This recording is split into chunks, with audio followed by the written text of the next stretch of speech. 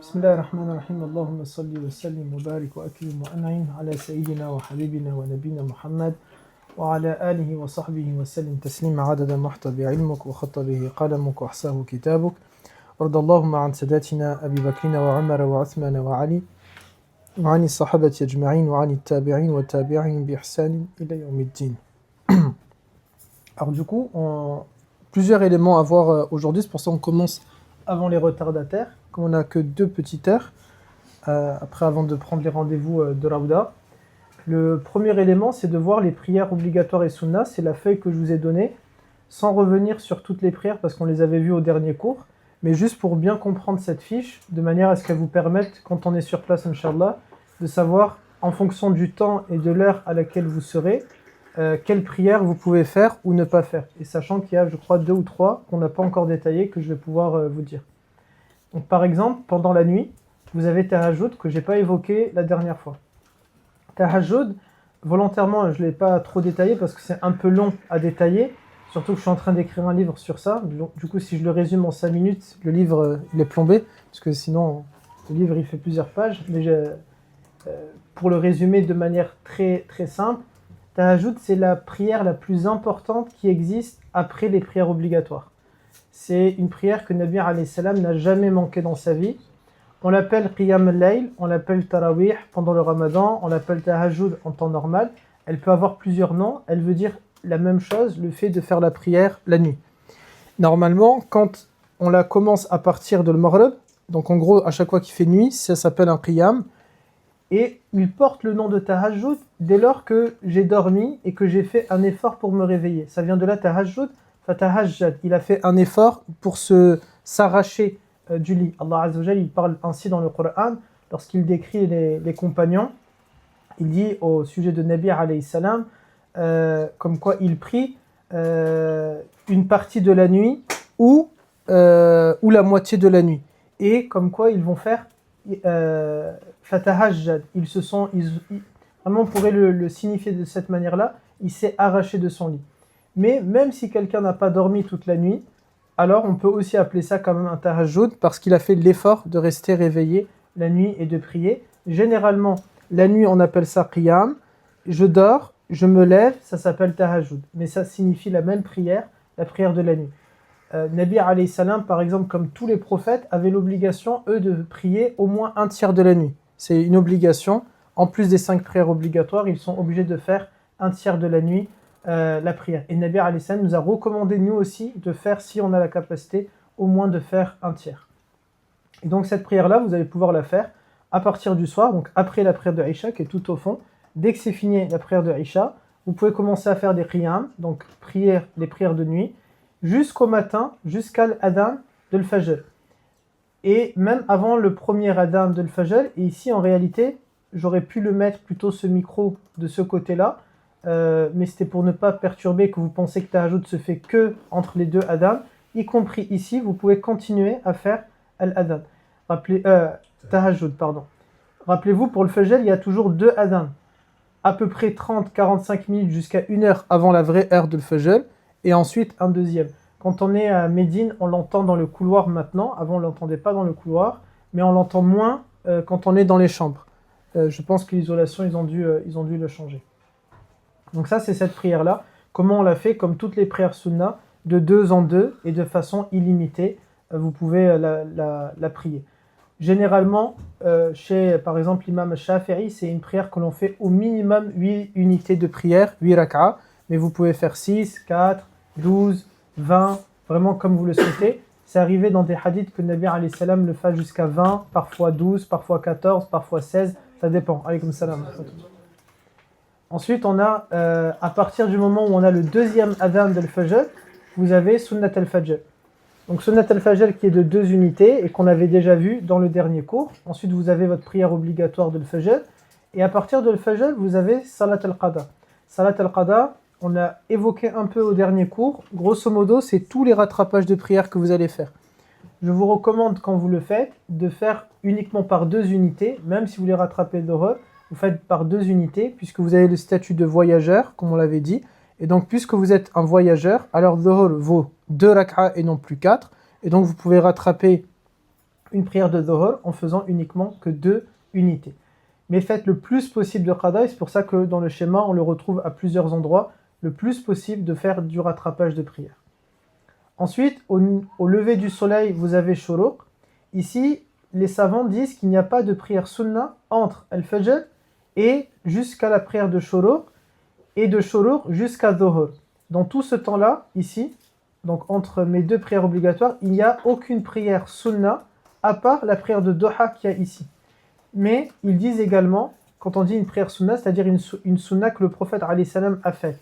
Mais les prières qada, vous pouvez les faire à tout moment de la journée parce que c'est une dette que vous devez à Allah Azza wa Jal. Et donc là, il n'y a pas un temps pour rembourser votre dette constamment, tout le temps, dès que vous voulez, dès que vous pouvez, de rattraper votre dette. La prière de duha, donc, qui est la seule prière sunna réelle qui existe dans la sunna, et qui sert, souvenez-vous, on l'avait vu au dernier cours, à remercier Allah Azza wa Jal pour notre santé de 2 à 12. Et elle a la particularité, si vous faites l'intention, d'être aussi un qada. Donc à la fois vous faites un duha, et en même temps vous pouvez rattraper de cette manière-là des prières. Vous avez ensuite le adhan de dhuhr. Lorsqu'il y a dès le adhan de dhuhr, vous pouvez faire les 4 de rawatib qu'on avait vu, la photo qu'Abou Mehdi vous avez envoyée sur le groupe. Ensuite on a prière de dhuhr, de nouveau rawatib qu'on a déjà vu. Et là, celle-là, on ne l'avait pas citée la dernière fois, qui est Sunnah Ba'da Dhuhr et qui est de 4 unités. Vous pouvez la faire ou pas la faire, ou bien vous n'êtes pas obligé de le faire dans cet ordre-là. C'est-à-dire vous n'êtes pas obligé de faire d'abord Rawatib, après Sunnah Ba'da Dhuhr, après Salat al-Qada. Vous pouvez vous contenter de faire que Rawatib, vous pouvez vous contenter de faire que Sunnah Ba'da Dhuhr, et vous pouvez vous contenter de faire que Salat al-Qada. Ou bien d'abord al-Qada, ensuite Sunnah Ba'da Dhuhr, ensuite Rawatib, c'est vous qui décidez. Tant que vous êtes resté à ce moment-là en train de prier. Ensuite, donc, vous pouvez continuer à rattraper des prières jusqu'à l'adhan de l'Asr. À partir du adhan de l'Asr, vous avez Sunnat al-Asr. Ensuite, vous avez la prière de l'Asr. Et de nouveau, des Salat al-Qada. Les savants disent aussi qu'entre l'Asr et le Maghrib, il n'y a aucune prière sunna. En effet, à part le fait de rattraper des prières. Et c'est ce que vous avez ici, Salat al-Qada. Vous avez ensuite le adhan de l'Maghrib. À partir de là, vous avez votre prière obligatoire. Dès le adhan, vous pouvez faire, bien sûr, soit directement Maghrib, ou bien vous pouvez faire des prières qada de nouveau. Ici, j'aurais pu, par exemple, le mettre. Vous avez ici, vous pouvez largement faire des prières qada. Ensuite, vous avez Rawatib, Awabin, qu'on a déjà évoqué, et de nouveau Salat al-Qada, jusqu'à la prière de l'Aïcha. À l'adhan de la prière de l'Aïcha, vous pouvez faire, dès qu'il y a le adhan, faire des prières sunna, ou bien faire les prières al-Qada. Ensuite, j'ai un reflet, vous avez Rawatib, al-Witr, qui va de 1 à 21 raka'a, et qui équivaut également un qada. C'est-à-dire, pendant que vous le faites, vous pouvez aussi dire, je veux que ce soit un qada. J'ai regardé avec des savants, ils le permettent de cette manière-là. Wa alaykoum salam wa rahmatullah. Et de nouveau aussi, Salat al-Qada en bas. Et en plus de ça, tout au long de la journée, vous pouvez rajouter d'autres prières sunna, comme la sunna après le adhan, que vous ferez donc, alaykoum salam wa rahmatullah. Salam alaykoum. Alaykoum salam. Que vous ferez du coup après le adhan de l'Fajr, après le adhan de Dhuhr, après celui de l'Asr, de l'Maghrib et de l'Isha. Donc ça c'est pour cette prière qu'on appelle sunna après le adhan. Vous avez ensuite Tahiyat al-Masjid, qui est une sunna à chaque fois que vous rentrez dans le haram, que vous pouvez effectuer, que ce soit sur l'esplanade ou bien à l'intérieur de la mosquée. Al-Haram, ce n'est pas uniquement à l'intérieur du bâtiment, mais c'est dès lors qu'il y a, on a passé l'enceinte du haram, c'est-à-dire les grilles extérieures, vous êtes à l'intérieur du haram, et donc même si vous restez à cet endroit-là, il est bien et recommandé de faire Tahiyat al-Masjid, 2 unités de prière, ou bien directement une de ces prières-là, ça vaudra également comme Tahiyat al-Masjid. Vous avez la sunna de Bilal qu'on a déjà dit la semaine dernière, donc pas besoin que je le redétaille. Vous avez ensuite les nawafil qu'on n'avait pas dit. Nawafil, ce sont toutes les prières que vous voulez faire en dehors de toutes celles qui sont notées là. Donc tout à l'heure quand je vous disais ici j'aurais pu mettre des prières qada, en réalité non. En soi c'est nawafil. Donc nawafil c'est qada. Au-dessus de Isha, nawafil.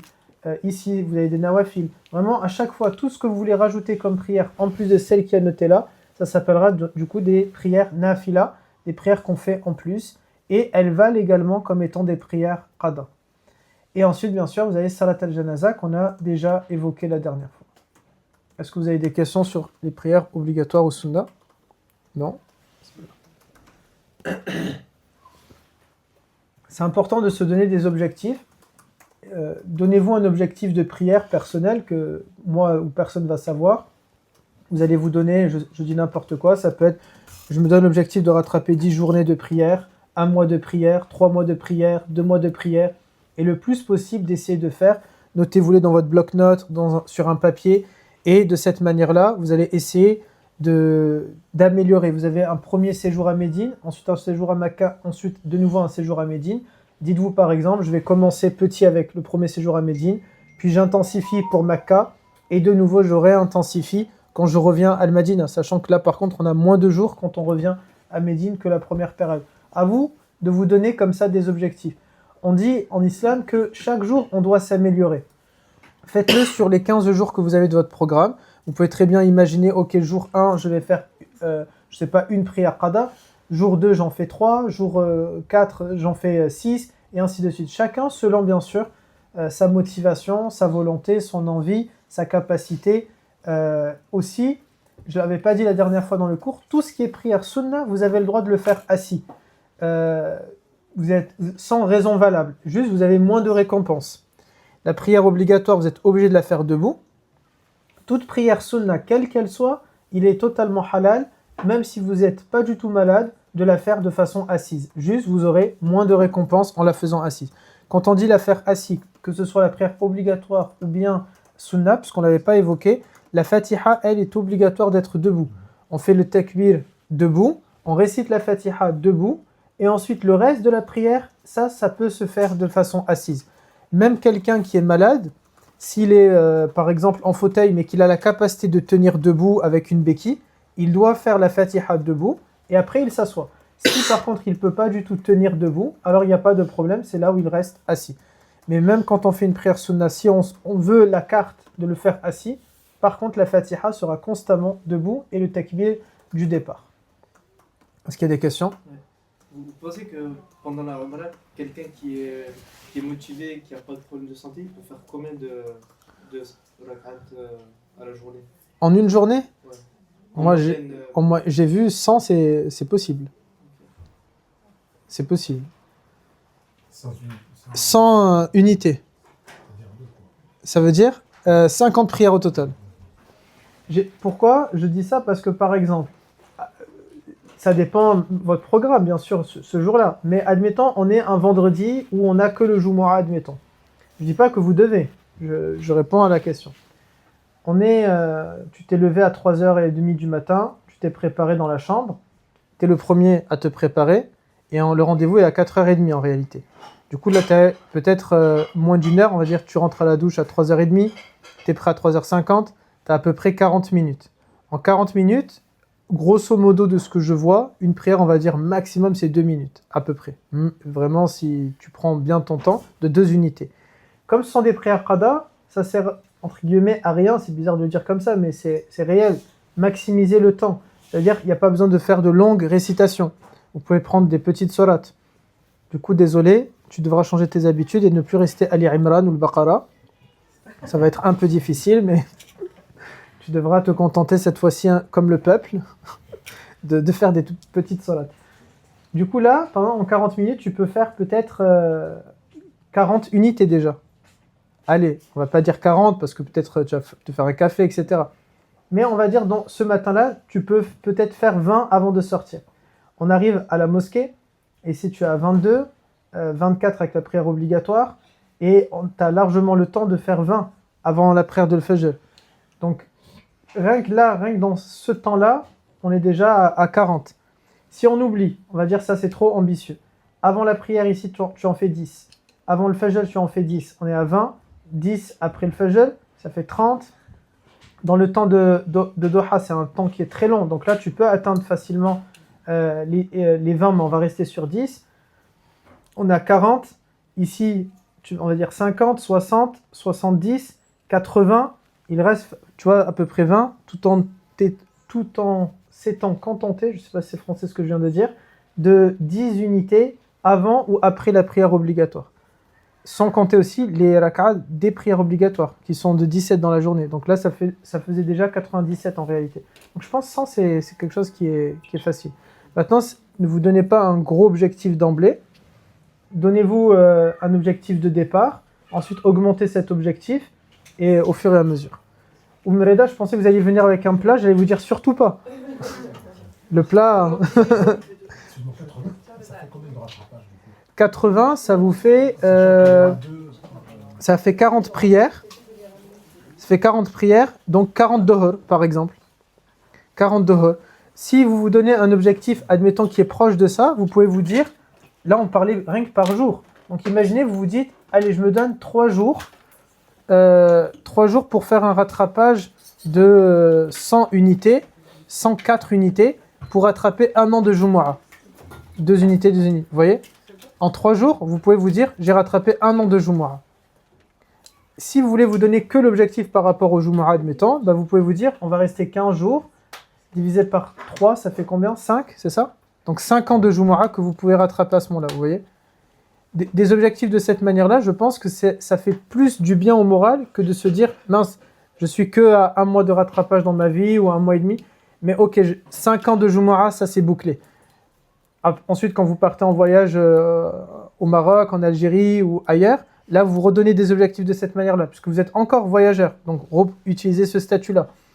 Une autre fois, vous retournez par exemple en Umrah, là, vous dites, ok, bah, là, ça sera 2 ans de Dohor, ou 1 an de Dohor, et ainsi de suite. Mais on est voyageur, en fait, que 3 jours. Si on reste sur... la vie stricte, 3 jours. Mais la vie le plus facile pour vous, c'est que tant que vous n'avez pas un logement sur place, vous êtes considéré comme étant un voyageur. Tant que vous ne vous êtes... Ça, c'est la vie le plus facile. Tant que vous n'avez pas un logement à votre nom sur place et que vous n'avez pas l'intention d'y rester pour y vivre ou de chercher à vous y installer, à ce moment-là, vous êtes voyageur.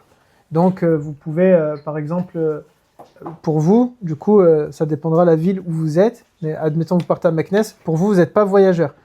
Même dès le premier jour où vous arrivez, vous n'êtes pas voyageur, parce que vous êtes un résident. Vous avez un logement, vous, sur place. Ayman, il est considéré comme résident, parce que c'est le logement de ses parents, puisqu'il vit avec ses parents. S'il vit seul, c'est différent. Il n'a pas de logement. Ses parents ont un logement sur place. Là, ça serait différent. J'ai répondu à la question. Est-ce que vous avez des questions ?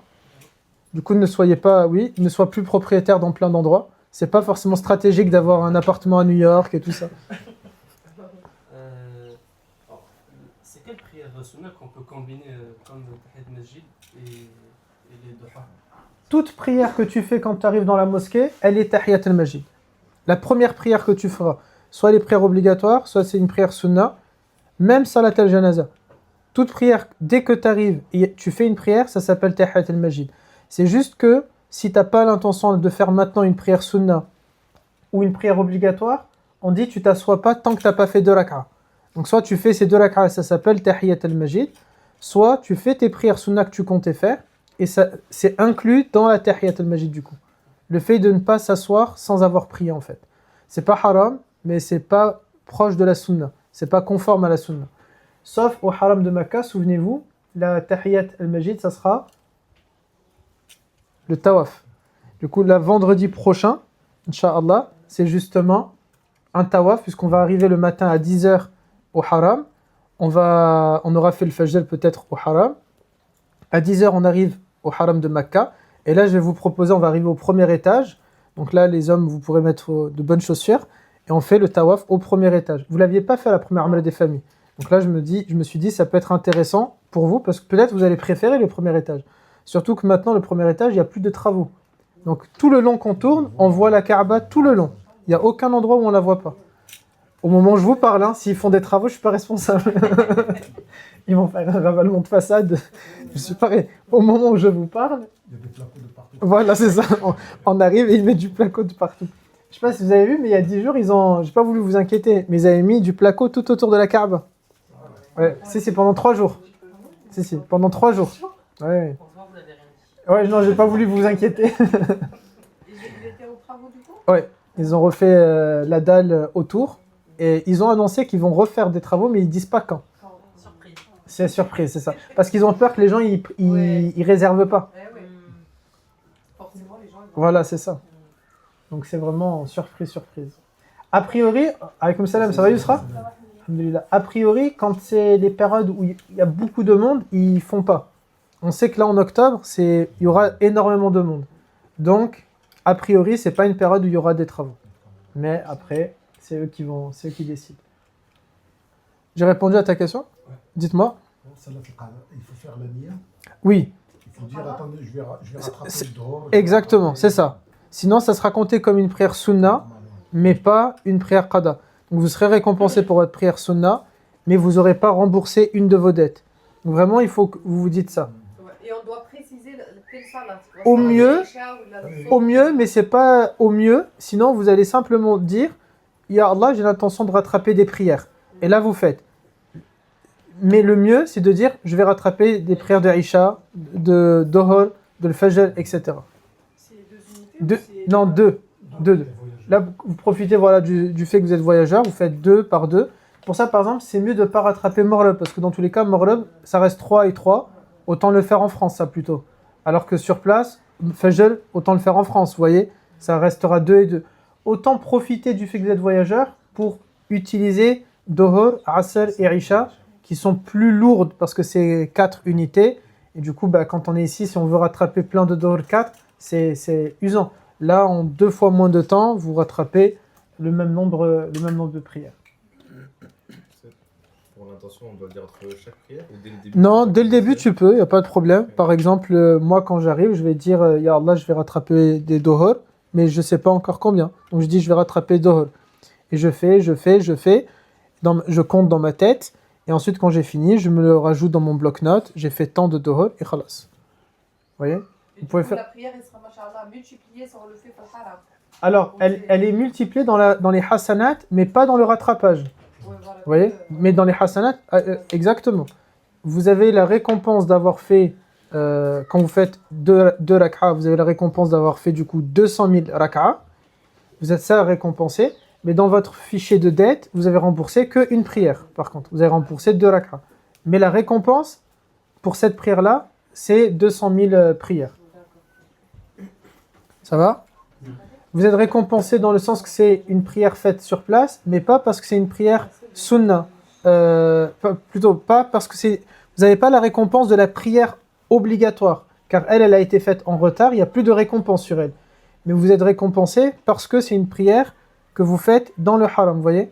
Comme vous vous rappelez, on avait dit, il y a comme plusieurs comptes, plusieurs manières d'être récompensé pour une seule prière. Vous avez la récompense parce qu'elle a été faite à l'heure. Celle-là, elle est supprimée parce que c'est un qada, donc vous l'avez faite après l'heure. Mais vous avez la récompense en fonction du lieu ou du temps quand est-ce que vous l'avez fait. Si c'était une prière de nuit, c'est encore plus récompensé. Si c'était au haram de Mecca, encore plus récompensé. Si c'était, par exemple, en Palestine, à Al-Aqsa, un jour, bi'idnillah, c'est fois 500, ou bien fois 1000, fois 100 000. Donc ça dépend par rapport à quoi vous êtes récompensé, par rapport à quoi vous êtes récompensé ici. Mais oui, vous êtes récompensé pour avoir fait 200 000 rak'a pour 2 rak'a, dans le sens qu'elles ont été faites à l'intérieur du haram.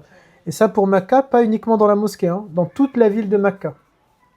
Vous êtes dans votre chambre d'hôtel et vous voulez prier, ça a exactement la même récompense que si vous priez dans la mosquée. Juste dans la mosquée, si vous priez avec l'imam, c'est mieux parce que ça vaut 100 000 fois 27.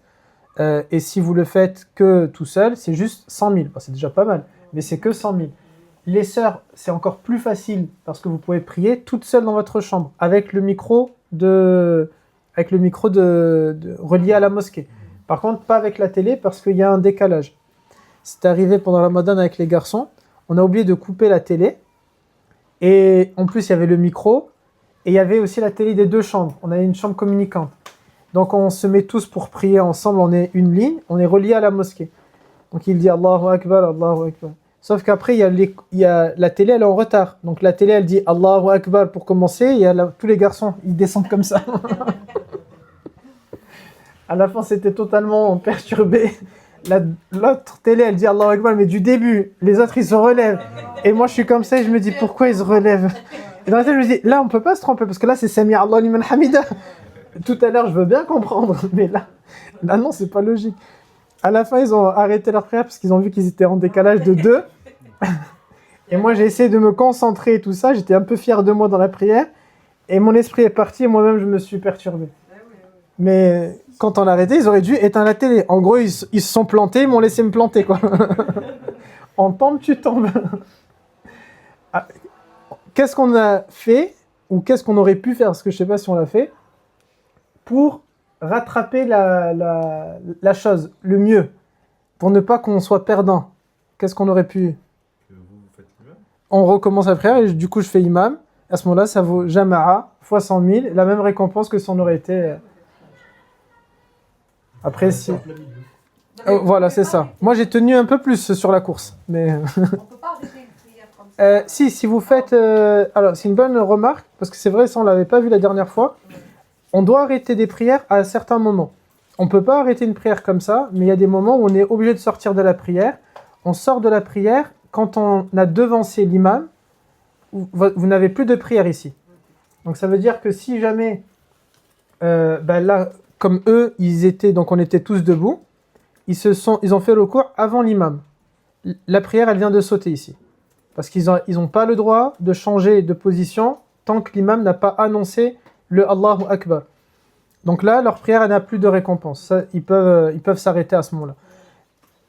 Si vous êtes dans la mosquée et que ça s'est arrivé, vous pouvez vous rasseoir directement. Vous voyez ? C'est-à-dire, même si vous la continuez, vous n'êtes pas récompensé. Vous devrez la refaire parce que vous êtes détaché ici de l'imam. Autre chose, si vous faites plus de 3 mouvements dans la prière qui ne sont pas liés à la prière, à ce moment-là, ici, vous n'arrêtez pas la prière, vous devez la continuer, mais vous n'êtes plus récompensé. Par exemple, donc Allahu Akbar, vous êtes comme ça, et on dit 3 mouvements qui ne sont pas indispensables. Donc s'il y a quelque chose qui vous gratte, ça vous gratte, c'est comme ça. Mais admettons, je ne sais pas, Yusra, elle est en prière, donc elle est comme ça, je ne sais pas pourquoi Yusra, et après elle commence à regarder ses doigts et elle fait comme ça. Je sais pas, ça lui chante de se claquer comme ça les doigts. Non, mais ça comptera un mouvement que tu as fait en dehors de la prière. Ensuite, elle se prosterne et elle va se remettre comme ça et elle voit, je sais pas, elle se dit mince, j'ai mon téléphone avec moi ou pas? Et elle fait un truc comme ça. Elle vient de faire 2 mouvements en dehors de la prière et qui ne sont pas en soi indispensables. Au 3e qu'elle fait, eh bien là, elle n'a plus de récompense pour cette prière, mais elle doit rester dans la prière. Elle ne peut pas en sortir, mais elle ne sera pas récompensée pour cette prière. Elle aura juste coché comme quoi sa prière a été faite. Donc elle ne la doit pas à Allah Azza wa Jal, mais Allah Ta'ala ne la récompense pas, parce qu'elle a fait 3 mouvements en dehors de la prière. Il ne permet 3, mais pas plus. Pas plus. 3 et encore, il ne faut pas... Normalement. au 3e, vous sortez. Oui, voilà, c'est c'est ça. ça. Exactement. Je me rappelle un jour, je priais justement avec les garçons. Il y avait Tarawih, mais il y a longtemps. Et on était serrés, donc j'en avais à ma droite et à ma gauche. Il y en a un à côté de moi, il n'arrêtait pas de bouger. Vraiment, il est trop. Et il me saoulait dans la prière, quoi. Quand on finit, je lui dis de manière gentille, polie et politique, c'est combien déjà le nombre de mouvements après ta prière, elle compte plus? Il m'a dit 3, mais il était tout content. Il n'a pas tilté. Il n'a pas compris. Non, il n'a pas du tout compris. Parce que la raka'a d'après, il a continué à bouger. Du coup, je lui ai dit, écoute, va derrière, s'il te plaît, laisse quelqu'un d'autre venir devant. C'est 3 mouvements, et après, ça y est, la prière, elle compte plus. Vous remettez notre voile. C'est indispensable à ce moment-là. Comme c'est la abra, c'est indispensable. Remettre son t-shirt, remettre son voile, c'est pas considéré comme des mouvements que vous faites en dehors. Là, c'est nécessaire pour que la prière, elle reste valable. Donc ça, vous pouvez. C'est vraiment des choses qu'il n'y a pas du tout le besoin de le faire. Vous êtes enrhumé, vous devez vous moucher, ça compte pas comme un mouvement, vous voyez? C'est normal, vous êtes mouché, c'était logique. Mais par exemple, on va dire, il y a une mouche qui vient autour de toi, tu fais comme ça, en soi, c'est pas indispensable, vous voyez? Sauf si tu as peur de la bête. Si tu as peur, oui, là, si tu as peur, c'est indispensable, car c'est nécessaire, tu as peur. Je crois que je vous l'avais raconté, non, Yusra, moi, une fois, j'étais en Umrah, alhamdoulilah, pas avec les garçons, et j'étais comme ça à Médine, et il y a les criquets là, qui sont venus là sur moi, j'ai fait comme ça, et le gars qui est à côté de moi, il était comme ça, il a fait... Lui, c'est un mouvement non indispensable. Moi, c'est un mouvement indispensable, par contre. Ah ouais, est-ce qu'on a le droit de crier? Non. Ah non, non. Non, c'est la peur qui m'a fait faire ça. C'est la peur. Non, non, non. En temps normal, je crie pas. Mais c'était la peur. Hein. C'est vraiment le khouf qui m'a fait... Vous avez dit à partir du 3e mouvement, Oui. il n'y a plus de récompense ou la prière elle passe pas? Parce que vous avez dit, on doit continuer. Non, tu la continues parce qu'on peut pas. Alaykoum salam wa rahmatullah. Alaykoum salam. On n'arrête pas la prière, tu la continues, mais tu n'es pas récompensé par Allah Azza wa Jal. Mais elle compte quand même la prière. Le mieux, on va dire, elle compte. T'es pas récompensé, mais tu l'as faite. L'avis le plus strict, et d'ailleurs, c'est celui que moi je vous donne dans Da'wa les garçons. Je vous demande de refaire votre prière au-delà de 3 mouvements. Mais là, certains disent, ça passe, juste t'es pas récompensé. C'est juste ça le problème. Et comme le but c'est d'être récompensé, Reda, non, c'est toi qui as renversé le verre, non? Non, je sais. C'est pas ça qui est la vérité. Ou me dire, c'est pas vous, c'est Reda. Ou me dire, c'est Reda, c'est pas vous. Est-ce qu'il y a des questions sur ça? Oui, mon avis. Dis- Il m'est déjà arrivé de voir une femme tomber pendant la prière Oui. du ramadan à la grande mosquée. Ouais, Personne n'a bougé. ok. On était juste derrière elle et je Ouais. savais pas quoi faire vu que personne ne bougeait. Non, vous pouvez arrêter votre prière et l'aider. Ah oui, totalement. Totalement. On peut l'arrêter parce que c'est, on va dire, une urgence. On ne sait Oui, pas voilà. qu'est-ce qu'elle va avoir. Aucun souci. Mais comme personne réagissait, Ouais. Tout le monde était genre dans sa prière, quoi. donc on peut. Non, non, bien sûr, pas de problème. Faites penser à la Ramla dernière, c'est ma mère qui priait, c'est ça, et une femme turque lui a enlevé la chaise. Elle priait sur une chaise, du coup elle est tombée. Ouais. Du coup, si vous avez une chaise, attachez-la autour de vous. Troisième Ramla, j'inclus des cadenas à l'intérieur du forfait. Faites attention, du coup, on ne sait jamais s'ils prennent la chaise. Est-ce qu'il y a d'autres questions sur les prières? Non? Allez, ben on va pouvoir passer à l'autre sujet. Hop, on va passer... alors, c'est une partie du cours que... Mon grand Ayoub, comment on enlève ça, s'il te plaît? La barre d'en bas. Cliquez sur l'image à l'écran, au milieu. Oui, bien sûr, non, dites-moi. Salat al-Qada, c'est Oui. quoi exactement? Salat al-Qada, c'est toute prière que vous faites pour rattraper une prière. Les rattrapages. Voilà, rattrapage de prière, ça s'appellera Salat Qada. D'accord, ok. Juste ça. Ouais, fic. Non, ça c'est partir si vous mettez en plein écran en PowerPoint. Dis pas en plein écran.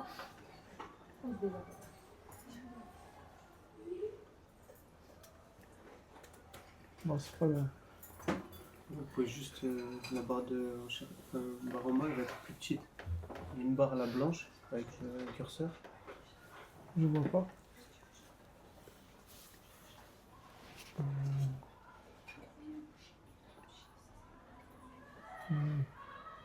Merci. Alors, là on est sur un cours, je vous mens pas, c'est un des cours que j'aime pas du tout donner. Même les garçons, je crois que je leur ai donné qu'une seule fois en 10 ans de cours. Parce que c'est au sujet du respect vis-à-vis de l'enseignant et je suis dans une position ensuite qui est un peu gênante pour moi de donner un cours qui, entre guillemets, c'est comme s'il parle de moi. Donc c'est pas un cours que j'aime donner, mais je suis obligé de le donner. Je sens que ça commence à être chaud là derrière, vous voyez. Il faut pas... Regardez l'écran, arrêtez. Voilà, si on le fait de cette manière-là, ça va aller normalement. Donc c'est pas un cours que j'aime donner, mais je suis obligé de le donner pour que le cours se passe bien, le groupe se passe bien, et que tout simplement que les choses elles se passent au mieux. C'est ce qu'on appelle fiqh al-adab. Donc j'ai essayé de le limiter que au strict nécessaire, et qui sont toutes les règles de jurisprudence que l'islam a établies dans les cours. Alaykoum salam wa rahmatullah. Dans les cours et dans le fait de suivre les cours. Donc je suis obligé de le donner, même si c'est pas quelque chose qui me plaît. Fiqh al-adab, donc, qui est les différentes règles que le Nabi alayhi salam ou que les savants ont établies dans la manière comment on prend un cours ou comment on se comporte quand on est dans un groupe et qu'il y a du coup un leader à l'intérieur de ce groupe-là. Tout d'abord, Allah Ta'ala, puisqu'on se base d'abord sur le Coran et la Sunna, Allah Azza wa Jal dit dans le Coran, dans Surat An-Nisa, Ya ayyuhal ladhina amanu, ati'u Allah wa ati'u Rasul wa ulil amr. Allah Ta'ala dit, ô vous qui avez cru, obéissez à Dieu, obéissez aux messagers et à ceux d'entre vous qui détiennent l'autorité.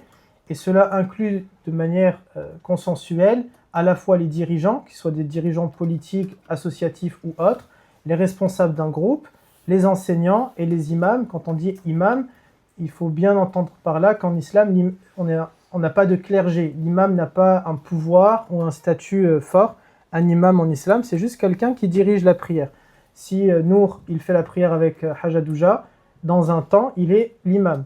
Ici, l'imam qui est défini, c'est l'imam qui a le statut de qadi, de juge, en réalité, et pas l'imam, par exemple, de la mosquée, mais et encore, quand il est dans la mosquée, s'il est le recteur, alors il rentre dans Ulul Amr, dans ceux qui ont l'autorité.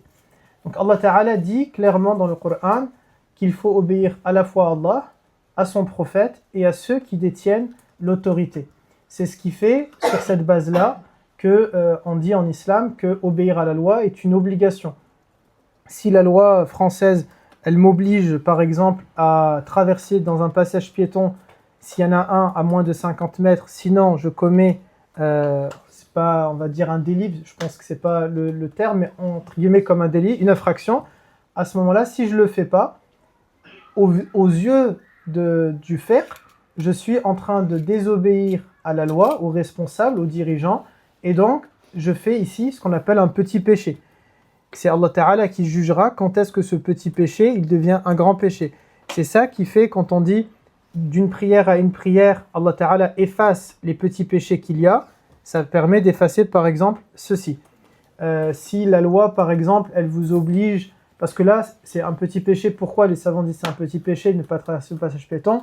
Parce que à moins de mettre quelqu'un en danger, là ça peut devenir un grand péché. Si je traverse par exemple sur une autoroute, je traverse une voie rapide, je vais forcer à un coup de frein sec, je peux mettre la vie des autres en danger, là ça pourrait monter vers le grand péché. Mais je traverse de cette manière-là comme ça fait de mal à personne, ça met en danger personne, mais c'est pas respectueux de la loi. En soi, je pense pas qu'un policier va vous sanctionner sur ça, sauf s'il fait de l'excès de zèle, mais techniquement, il a le droit de vous mettre une amende. Je crois que c'est 50 € ou 35 €, vous voyez, il aurait le droit. Ça resterait juste un petit péché, parce qu'il n'y a pas de danger vis-à-vis de quelqu'un, il n'y a pas de trouble, il n'y a rien qui a été apparu. Je ne sais plus pourquoi j'allais dire ça. Donc, ça inclut à la fois les dirigeants, les responsables qu'on a désignés dans un groupe, les enseignants de manière générale. Et ça, c'est par exemple quelque chose que je vais pouvoir dire aux collégiens ou aux garçons quand ils étaient plus jeunes, leur dire l'enseignant, quel qu'il soit, c'est pas parce que c'est moi un enseignant de religion, un enseignant de maths, de français, quel qu'il soit, il a le statut en islam de Ulul Amr, ceux à qui l'autorité leur a été donnée, et donc on leur doit obéissance. Ça, par contre, c'est quelque chose que je dis beaucoup aux collégiens, surtout dans la période où on est. Attention les garçons, quand vous désobéissez au prof de maths, au prof d'anglais, au prof quel qu'il soit, vous êtes en train de désobéir à Dieu en réalité. Parce que c'est dans le même verset que Allah Ta'ala a mis Allah, Rasulullah et ceux qui l'a donné une autorité. Sauf bien sûr, on le dira tout à l'heure, sauf bien sûr lorsqu'il nous incite ou nous oblige à faire quelque chose qui est à la fois contraire déjà à la loi. Si un prof, je ne sais pas, il demande quelque chose à un élève qui est contraire au règlement, contraire aux choses qu'il est censé demander, il est évident qu'il ne va pas lui obéir et il va aller se référer à l'autorité qui est au-dessus. Un proviseur, un rectorat, le ministère, l'académie, enfin peu importe. Allah Ta'ala dit aussi, Allah élèvera en degrés ceux d'entre vous qui ont cru et ceux qui ont reçu le savoir, c'est-à-dire que Allah Ta'ala a mis sur un piédestal ceux à qui le savoir, al-ilm, leur a été donné. Et on dit dans l'islam également, Man yuridu Allahu khayran yashrah sadrahu lil islam, celui à qui Allah lui veut du bien, il lui facilite sa religion, ou bien dans une autre manière de le traduire, il lui facilite la compréhension de sa religion. Et Allah Ta'ala dit aussi dans un autre verset, je ne sais pas si je l'ai mis ici, que, en arabe je l'ai oublié, si quelqu'un après l'aura, Allah Ta'ala dit, seuls ceux qui ont le savoir, les savants, craignent Allah comme il doit être craint. Et donc on voit que le savoir a été mis sur quelque chose qui est très élevé, et c'est d'ailleurs même le premier commandement qui a été donné en islam, puisque c'est Iqra, c'est pas simplement lit, mais c'est d'acquérir le savoir, c'est le premier ordre qui a été donné par Allah Azza wa Jal. Surat Al-Mujadila. Ensuite, dans le fiqh al-adab, donc encore une fois, ce fiqh, c'est pas quelque chose que moi j'ai voulu comme ça inventer. Il y a 63 matières dans l'islam, c'est comme avec l'école française, on a différentes matières. En islam, nous avons 63 matières dans l'islam, parmi lesquelles vous avez fiqh al-adab. Et ce fiqh est très détaillé. Il y a des savants qui ont un doctorat sur ces notions-là et qui ont donc poussé les choses. Moi, je me résume qu'à des grandes lignes ici. Allah Ta'ala dit dans Surat Al-Hujurat, « Ô vous qui avez cru, ne devancez pas Allah et son messager, n'élevez pas vos voix au-dessus de la voix du prophète et ne parlez pas à haute voix comme vous le faites les uns avec les autres. » Et les savants qui ont donc un doctorat en fiqh al-adab et qui ont puisé leur science de la part des compagnons et des 4 grands imams, nous disent ceci, ils disent ce verset établit al-adab envers Nabi alayhi salam et par extension envers ceux qui transmettent sa science, les enseignants et les imams, etc. Pourquoi ? Car Nabi alayhi salam nous a enseigné que les du'at et ceux qui vont faire transmettre l'enseignement, ce sont les héritiers des prophètes. Aussi, ça implique dans le respect dans l'assemblée, le respect de l'enseignant ou du savant ou de la personne qui a l'autorité dans le groupe, car Nabi alayhi salam a dit « Ne fait pas partie de ma communauté celui qui ne respecte pas nos anciens, n'a pas de miséricorde pour nos jeunes et ne reconnaît pas le droit de nos savants. » Et ça, c'est un des hadiths qui devrait nous faire peur. C'est comme pour la triche, lorsque Nabi alayhi salam, il est très clair. Nous, on n'a pas le droit de sortir quelqu'un de l'islam, mais on va se baser sur qu'est-ce que le prophète a dit. Lorsqu'il dit « Liman rash laysa minna », celui qui triche ne fait pas partie des nôtres. Et ça, c'est quelque chose, une parole, c'est une décision directe. Vous voyez, il n'y a aucune interprétation possible. « Liman rash laysa minna ». Ou bien, dans ce hadith-là, quand il dit « Ne fait pas partie de ma communauté », celui qui ne va pas respecter les personnes âgées, celui qui ne va pas faire de rahma vis-à-vis des jeunes, et celui qui ne reconnaît pas c'est quoi le haqq, le droit de nos savants. Ici, savants, c'est pas encore une fois moi qui vous donne là le cours, mais c'est ce que les fuqaha ont établi, celui qui va avoir le savoir, quel qu'il soit d'ailleurs ce savoir, qu'il soit petit, grand, qu'il ait une science développée, une science moyenne, dès lors qu'il est savant, il est savant, on peut être savant dans un domaine, savant dans un autre, peu importe. En tout cas, dès lors qu'on lui a reconnu l'autorité, quand je vous donne, par exemple, c'est moi qui assure ces cours-là, ça ne me plaît pas, je l'ai dit en propos introductif de faire ce cours-là, mais je suis du coup l'autorité religieuse ou le savant, entre guillemets, dans le groupe, et la chaleur que je racontais tout à l'heure, et du coup, que ça plaise ou que ça plaise pas, malheureusement, c'est de cette manière-là qu'il faut l'entendre, ou bien, et c'est souvent ce que je dis aux garçons, je leur dis, quand vous n'êtes pas d'accord avec l'enseignement, il n'y a pas de problème, alhamdulillah, il y a plein de da'wa, salam alaikum wa alaikum salam, et c'est pas, vous voyez, c'est pas un monopole, alhamdulillah, il n'y a pas de mal, c'est comme par exemple quand on est dans une mosquée, je n'aime pas la khutbah de tel imam, alhamdulillah, je vais aller dans une autre mosquée, et peut-être que la khutbah de cet imam-là, elle est plus intéressante. Et c'est normal, chacun a des personnalités différentes. Tel imam, il va beaucoup faire de khutbah sur l'actualité, tel imam, il va être beaucoup dans les choses pointues. Je me rappelle, avant, on avait juste pas loin la mosquée du foyer, qui était l'imam Abdelhaq, qui a été un de mes enseignants et qui était l'un des seuls, c'était même le seul. Je pense qu'il n'y a personne aujourd'hui à Montpellier, imam qui avait son niveau, il avait un vrai doctorat, c'est-à-dire il avait le statut, c'était un cheikh.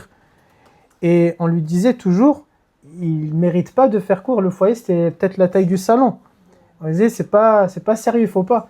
Mais pourquoi en fait il se contentait de ça? C'est pas lui. Lui, il aurait aimé faire à la grande mosquée et tout ça, mais on ne le laissait pas. Pourquoi? Parce qu'il avait la manière du savant, c'est-à-dire il va faire sa khutbah et il veut éduquer les cœurs.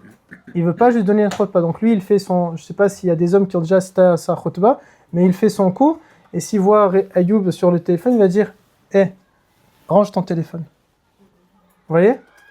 Et il va continuer ça. Donc il éduque réellement. Et ça ne plaît pas toujours. Donc on l'a casé dans un endroit. C'est ça, il veut vraiment éduquer. Son but, c'est pas autre chose. C'est vraiment, je veux éduquer la communauté. Et il va prendre des sujets pointus.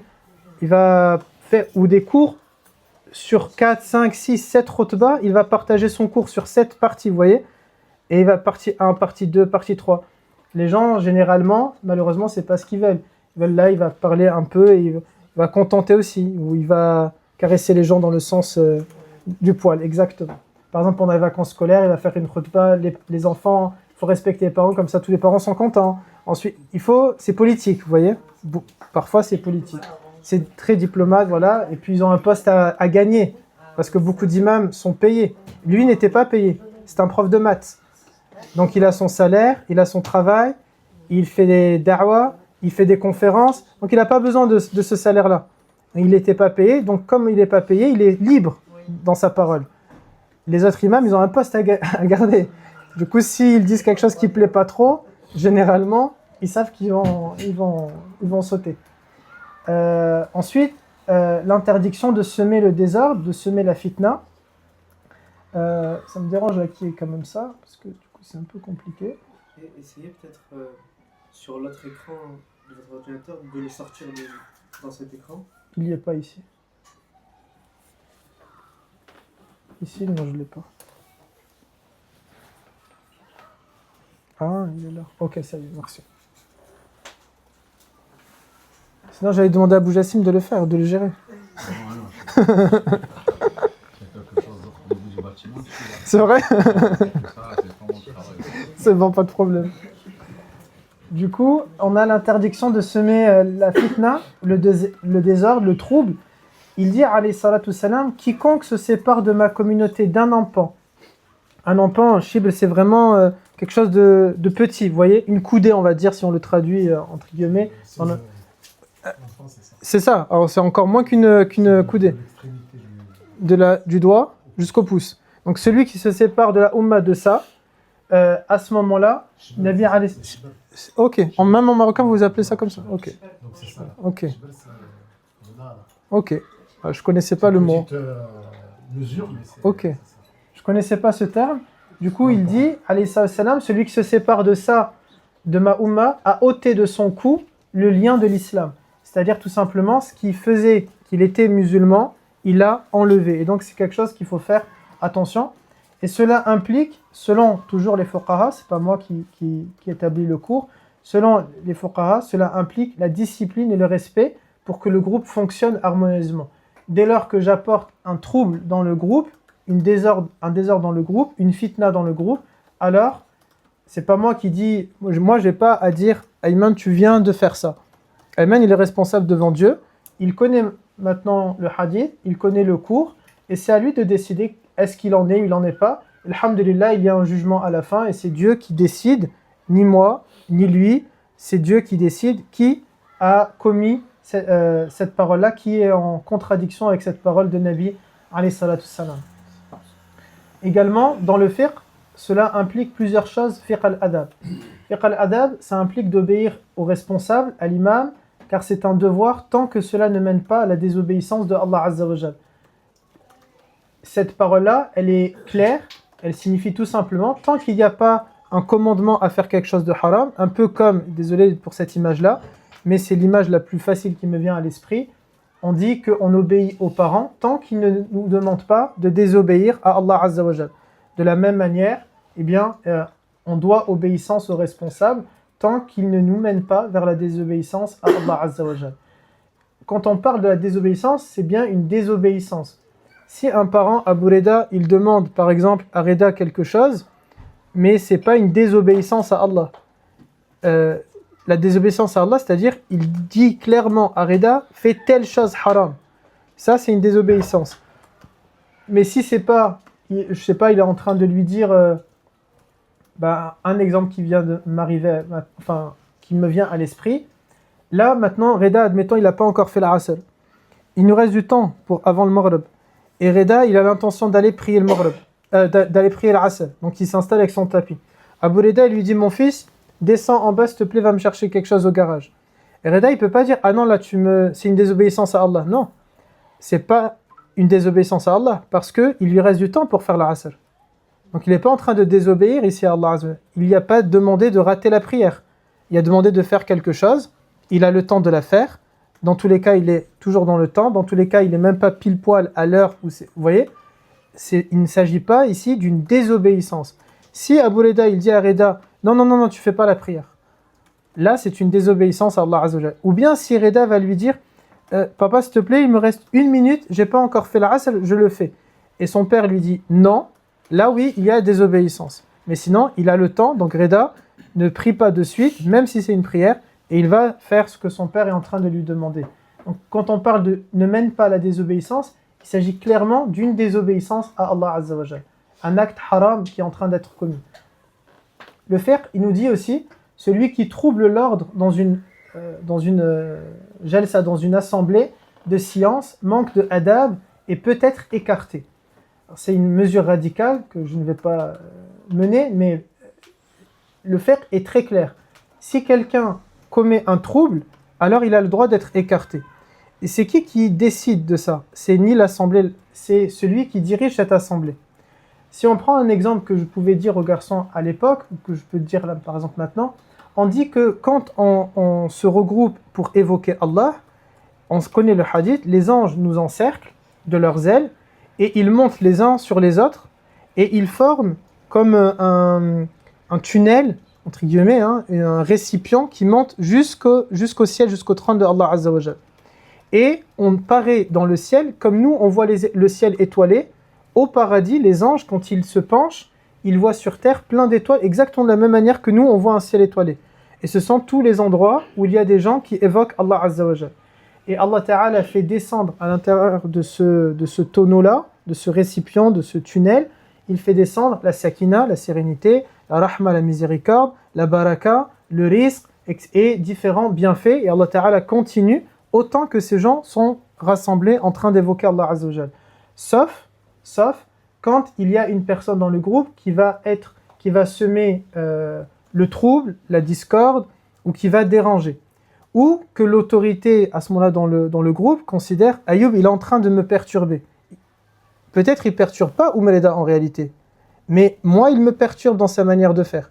Et donc, à ce moment-là, puisqu'il me perturbe, il n'a pas cette récompense-là. Puisque là, il est en train d'apporter, même si aucun d'entre vous ne le remarque, mais peut-être dans sa manière d'être, de faire, je dis n'importe quoi, mais ça peut être par exemple, admettons, je sais pas, quelqu'un qui va, du coup c'est pas toi, ne t'inquiète pas, mais quelqu'un il va venir avec une odeur désagréable, ou quelqu'un il va faire plein de bruit, vous voyez, ou bien il va, vous voyez, des trucs, plein de petits bruits comme ça, il dérange, il perturbe l'enseignant. Puisqu'il perturbe l'enseignant a du mal à donner son cours dans de bonnes conditions. Alors, il trouble ici l'ordre de l'assemblée. Et donc, celui qui dirige cette assemblée a le droit de l'écarter. Peut-être, pardon, Oustad, il va dire à Ayoub, ok, sors.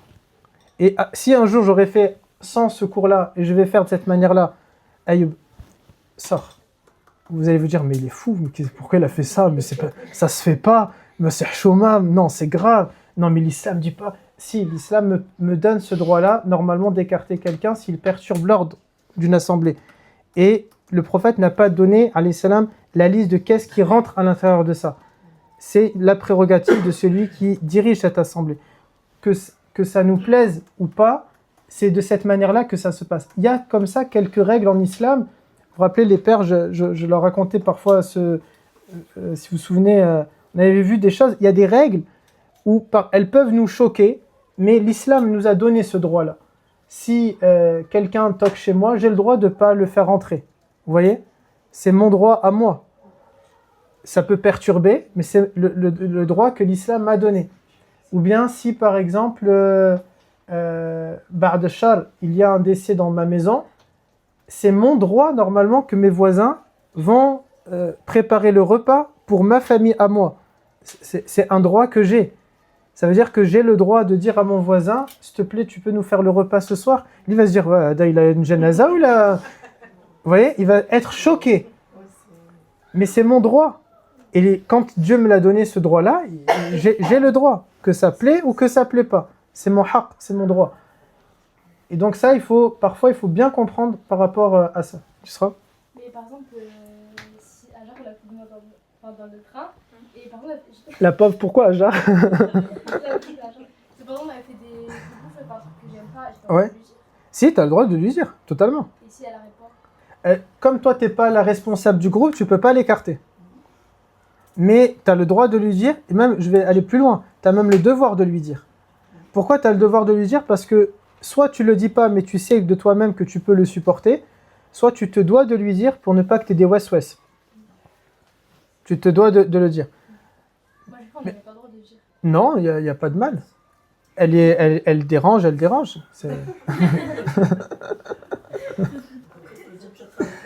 Ah oui, bien sûr, totalement. Totalement. Après, parfois, elle peut faire quelque chose qui te dérange, mais elle, c'est... Si, par exemple, quand on est revenu avec les garçons, dans l'avion, sur le retour, on a travaillé sur la cérémonie. Et il y avait un monsieur qui était derrière nous, je crois que c'est à vous que je l'ai raconté au Mleda. Voilà, au moment où je racontais ça, le monsieur derrière, du coup, il avait envie de dormir. Et je vous ai dit, les garçons, je crois qu'ils l'ont même pas capté. Donc là, peut-être ils vont découvrir l'histoire. Le monsieur, il est derrière, donc nous, on est en train de faire la cérémonie, ils sont tous sur leur ordinateur. On est donc une rangée de 3 et 2 qui sont de l'autre côté. Moi, je suis au milieu, côté couloir, je leur dis, ok, on va faire comme ça. Après, là, on met le nashid, vas-y, mettez le nashid, mais tout doucement. Et après, on finit, et je dis, allez, on recommence. Et l'homme derrière fait... Et moi, je me suis dit, ah, peut-être c'est pas lié, mais j'ai eu un doute. On le fait une deuxième fois, et je leur dis, allez, bismillah, on refait. Il dit... Je l'entends, il fait comme ça. Ensuite, une 4e fois. Sauf que nous, pendant 5h30, on a fait ça. Vous voyez, à la 4e, il s'est levé, il a changé de siège. Là, oui, je lui apporte une gêne, mais moi, je suis dans mon droit. Je ne suis pas obligé de me taire, d'éteindre la lumière. Mais il veut dormir, c'est-à-dire... Ben, moi, j'ai payé ma place. J'ai payé mon siège. J'ai payé mon siège et j'ai rajouté un supplément pour être devant en plus.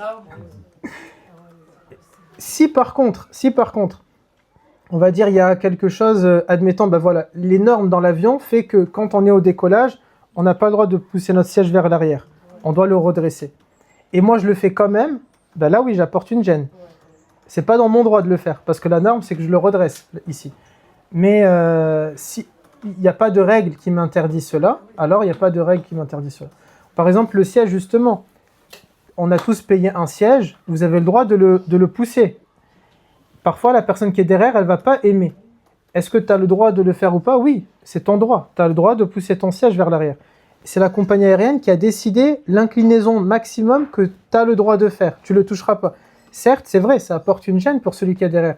C'est un bon exemple, ça, quand tu m'as cité avec Rajar. Ça apporte une gêne, oui, mais là, maintenant, c'est mon droit. Un peu comme, en soi, là, on peut mettre de la musique très fort. Peut-être les voisins, ils vont pas être contents. Est-ce que j'ai le droit, à cette heure-ci, de le mettre? Oui. Vous vous rappelez, l'année dernière, quand il y avait la musique, Oumeleda, vous m'aviez dit, est-ce qu'on va voir les voisins? Je vous ai dit non, ils ont le droit. Ça nous dérange, là, dans le cours. Ça m'apporte une gêne. En plus, on n'avait pas encore les micros, donc on entend bien la musique, mais c'est leur droit. Et ma tranquillité à moi n'a pas le droit d'enlever le droit de quelqu'un, par contre. Ça Ah non, on parlait pas fort, hein. Ah non, on parlait pas fort. Ah non, je vous assure qu'on parlait... non, je vous assure, on parlait comme ça. Et les garçons sont témoins, on parlait comme ça. Ok, vous allez mettre maintenant, vous mettez sur le nashid. Ah, on parlait comme... Ah non. Ah non. Je parle, mais on parlait de cette manière-là. On disait, les garçons, vous vous souvenez, on était comme ça, par exemple, exactement. Ok, mettez le nashid. Ok, là, on va mettre comme ça. Là, on fait avec le Coran. Ok. On était comme ça. Mais lui, ça le dérange. Khalas, ça le dérange, je peux rien y faire. Ah oui, là, exactement. Parce qu'il était focalisé sur vous. Ah ouais, c'est ça. Ah oui. Ah oui. C'est totalement. C'est ça. Badr, quand il va dans les mariages au Maroc, il peut avoir la musique forte. S'il a le sommeil, il dort. Donc, du coup, par rapport aux troubles, le 3e point, c'est le respect du responsable du groupe qui est considéré, selon l'islam, selon le fiqh, comme une obéissance, sauf si cela contredit, bien sûr, Al-Qur'an et la Sunna.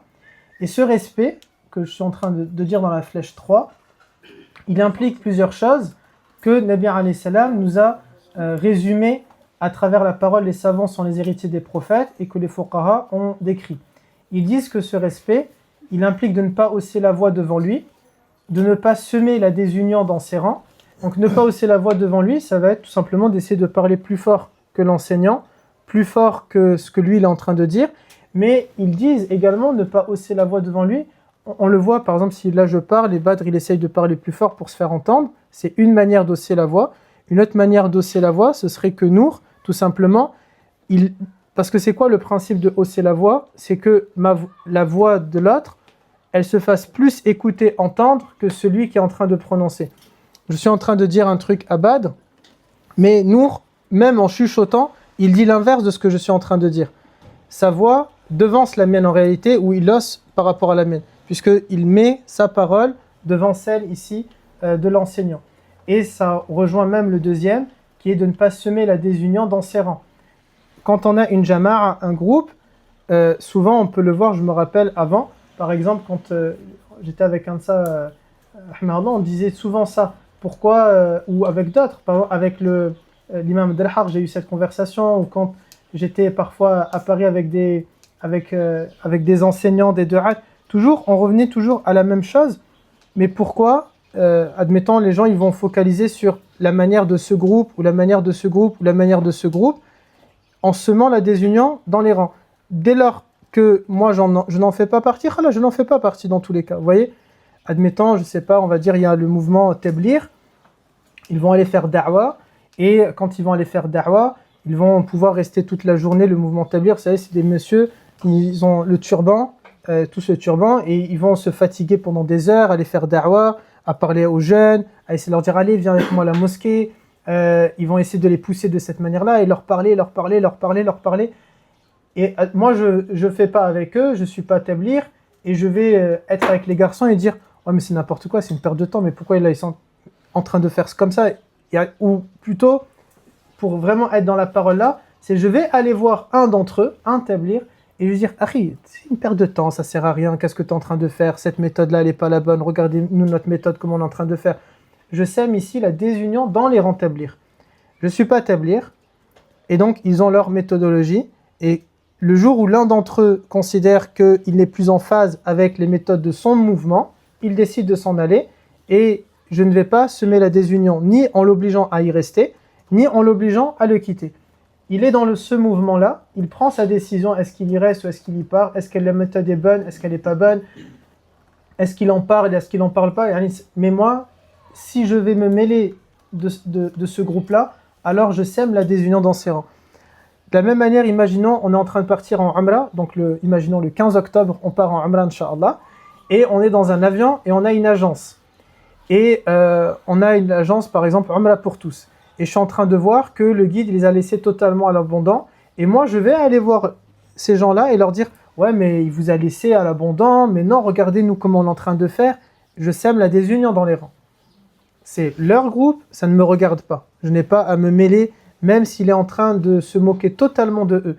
Même si je l'entends, qu'il est en train de leur dire l'intention, alors qu'on est, je sais pas moi, on est en Turquie, il leur dit « Il faut faire la niya », ça ne me regarde pas. Je sème sinon la désunion dans leur rang. Je ne fais pas partie de ce groupe-là, je n'ai pas mon mot à dire. Sinon, ça s'appelle faire une fitna. Vous voyez? Ça ne me regarde pas, ça ne me regarde pas. Et ça, il y a un point qu'on va dire tout à l'heure, mais je peux le dire dès maintenant. Pourquoi? Parce qu'une règle de fiqh qui est très claire en islam, il est strict, et c'est même pas que dans le fiqh al-adab, ça fait partie du fiqh de base de la sharia. On n'a pas le droit de donner un avis religieux à quelqu'un qui n'est pas sous notre autorité religieuse. Quand je vous disais le monsieur dans le sondage qui m'a posé une question à l'aéroport, j'étais ultra mal. Les garçons, ils sont témoins. Plein de fois, peut-être l'effet de la jouba, peut-être l'effet du groupe, peut-être parce qu'ils voient les garçons autour de moi, parce que même quand j'ai pas la jouba, souvent on vient et on me pose des questions et je veux jamais répondre. Et là, le monsieur, il est venu, il m'a dit « Mon frère, j'ai une question. » Et avant même qu'il prononce sa question, j'ai dit « Oh, s'il te plaît. » Il m'a dit « Pourquoi j'ai pas le droit de te poser une question? Je te vois, t'es un imam, il était à fond. » Et je lui ai dit, première chose, est-ce que tu es avec un groupe ou pas? Il m'a dit non, je suis que avec ma mère. J'ai dit ok, mais je suis mal à l'aise quand tu vas me poser une question parce que je n'ai pas normalement à te répondre. Pourquoi je n'ai pas à lui répondre? Parce qu'il n'est pas sous mon autorité religieuse. Donc je n'ai pas normalement à répondre à une question religieuse. En islam, c'est clair. Si Hajar, elle va dans un magasin et elle voit quelqu'un, une musulmane, en train d'acheter quelque chose, et Hajar, même elle sait que dedans il y a de l'alcool, elle n'a pas à lui dire. Ça ne la regarde pas, elle n'est pas sous son autorité religieuse. Parce que déjà en islam, ça veut dire que si c'était Aya, Aya serait très content d'acheter sa marque préférée et il y a de l'alcool dedans, elle n'a pas du tout envie de le savoir. Hajar, elle vient de lui apporter une gêne ici. Vous voyez, donc elle n'a pas, c'est la charia qui le dit, elle n'a pas à lui dire. Elle n'a pas à s'en mêler. Elle fait sa vie, elle fait sa vie. Si Oumadih, elle voit par exemple maintenant Aïtam faire une erreur, elle doit lui dire. Aïtam est sous sa responsabilité religieuse. Vous voyez? Aïtam, c'est sa responsabilité religieuse. Ou bien si Ikram, elle dit à Oumadih, s'il te plaît, moi je ne connais pas bien, est-ce que tu peux m'apprendre les choses? À partir du moment où Ikram, elle dit à Oumadih, est-ce que tu peux m'apprendre? Eh bien, du coup, elle rentre sous son autorité. Donc, Oumadih, elle doit être à l'aise et elle doit maintenant, c'est pas elle peut, elle doit lui dire quand elle voit quelque chose qui ne va pas. Avec sagesse, avec hikma, etc. Jusqu'au jour où Ikram, elle en a marre et elle dit, écoute ma sœur, merci beaucoup. J'ai tourné ici. Mais...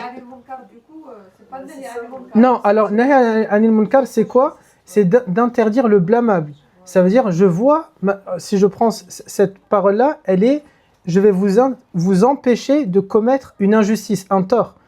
C'est différent. C'est-à-dire que vous êtes en voiture, et avec les garçons, ils m'ont vu plusieurs fois faire ça. Je suis en voiture, je vais voir des jeunes qui ne sont pas du tout mes élèves, qui sont en train de faire n'importe quoi. Je vais m'arrêter et je vais demander, tu es musulman?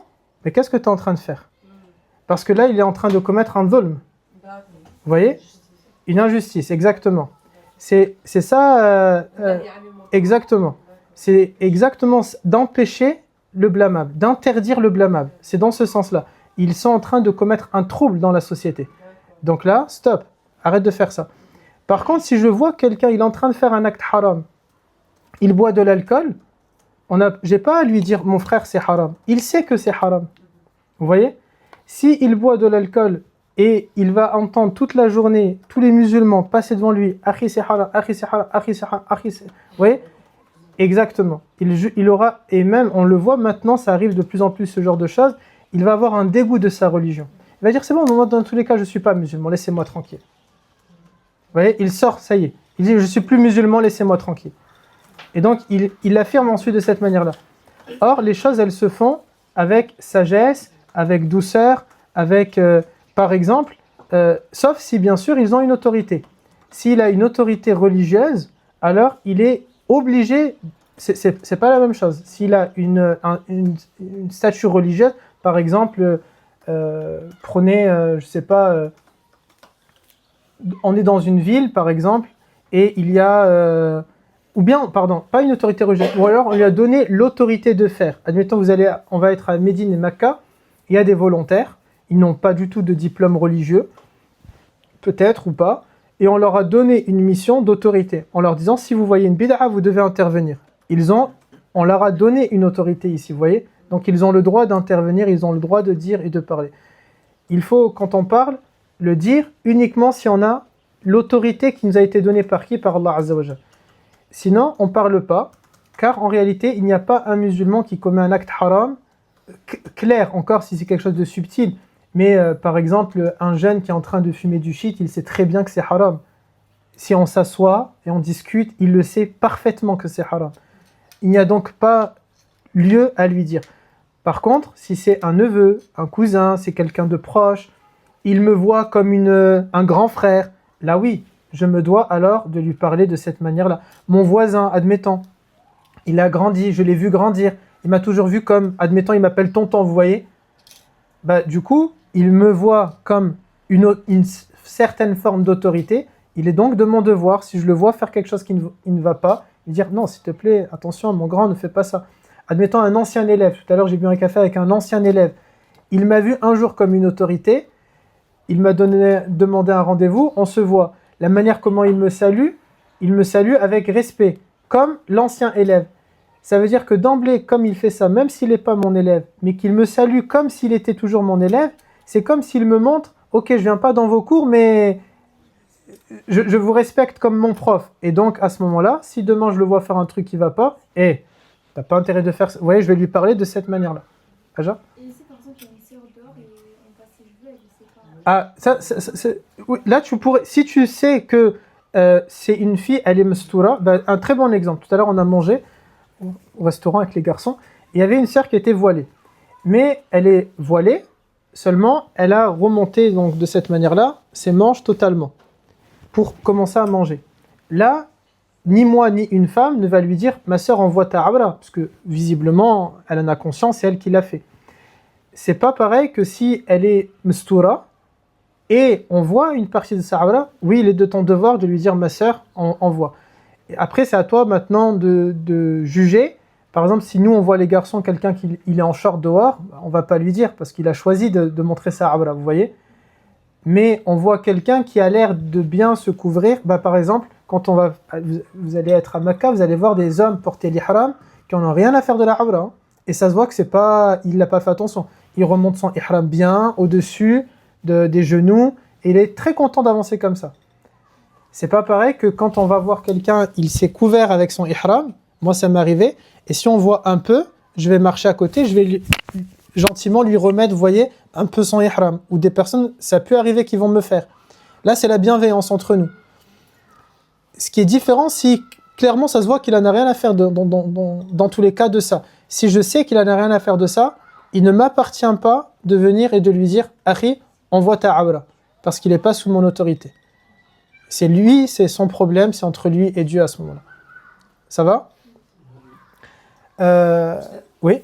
Si dehors, il y a un garçon, il voit une femme, du coup on voit un peu ses cheveux, ou alors une femme, elle voit... Non, l'homme il ne dit pas à la femme et la femme ne dit pas à l'homme. Sauf s'ils ont un lien entre eux.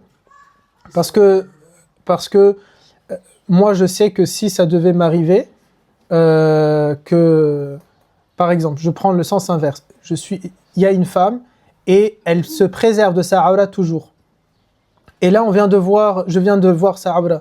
Si je lui dis j'ai ma sœur, on voit ta awra, peut-être la pauvre, je la détruis, elle va réfléchir longtemps, elle va être abattue. Parce que moi, en tout cas personnellement, si je sais qu'on a vu ma awra, je vais pas du tout être satisfait. Je vais en être malade, vous voyez. Donc une fois c'est arrivé à Malbosc, une voisine, elle a ouvert la porte, je sais pas pourquoi, non c'est pas une voisine, elle allait chez la voisine qui est psychologue, et donc c'est une cliente, une patiente. Elle a ouvert, je me suis jeté sur le côté, j'ai claqué la porte, jusqu'à maintenant je me pose la question, et je me dis non, elle a pas vu la awra, c'est pas du tout possible. Et je préfère croire ça. Parce que sinon ça va pas. Depuis je ferme ma clé chez moi. Il y en a qui ont tendance, même chez nous, hein. Des fois, ça arrive que vraiment, il y a des gens Ah oui, ils ouvrent, hein. qui veulent rentrer Ouais. comme ça. Moi j'ai un des garçons de da'wa. Je dis pas s'il est présent ou absent. Je leur ai donné mon double des clés. Je vais raconter ça, vous m'avez dit. J'ai donné un double à un des garçons de da'wa. Un jour, je vois, il ouvre la porte. Avant le cours, il ouvre, il rentre. Et tu fais quoi? Peut-être, il ne connaît pas, mais il a oublié peut-être le numéro de... Ah oui. Qui ça, mon élève? Ah. Parce que... On a disait qu'ici aussi, il y a des... Ah oui, ok. Ça nous est arrivé aussi chez nous. Il vaut mieux fermer toujours à clé. Ah oui. Non, ça se fait pas. J'ai juste un continuer sur ça. Une fois, j'étais à Carrefour, il y avait une femme, on voyait pas ses cheveux, mais c'était carrément un morceau de sa peau. C'était une maman. Ça veut dire, c'est... Toi, tu n'as pas à lui dire. Parce que peut-être tu vas la mettre mal à l'aise. C'est-à-dire, je la laisse tout le monde... En espérant qu'une sœur le verra et lui dira. Et je peux pas dire à une sœur, d'aller lui dire... Ouais, à la limite.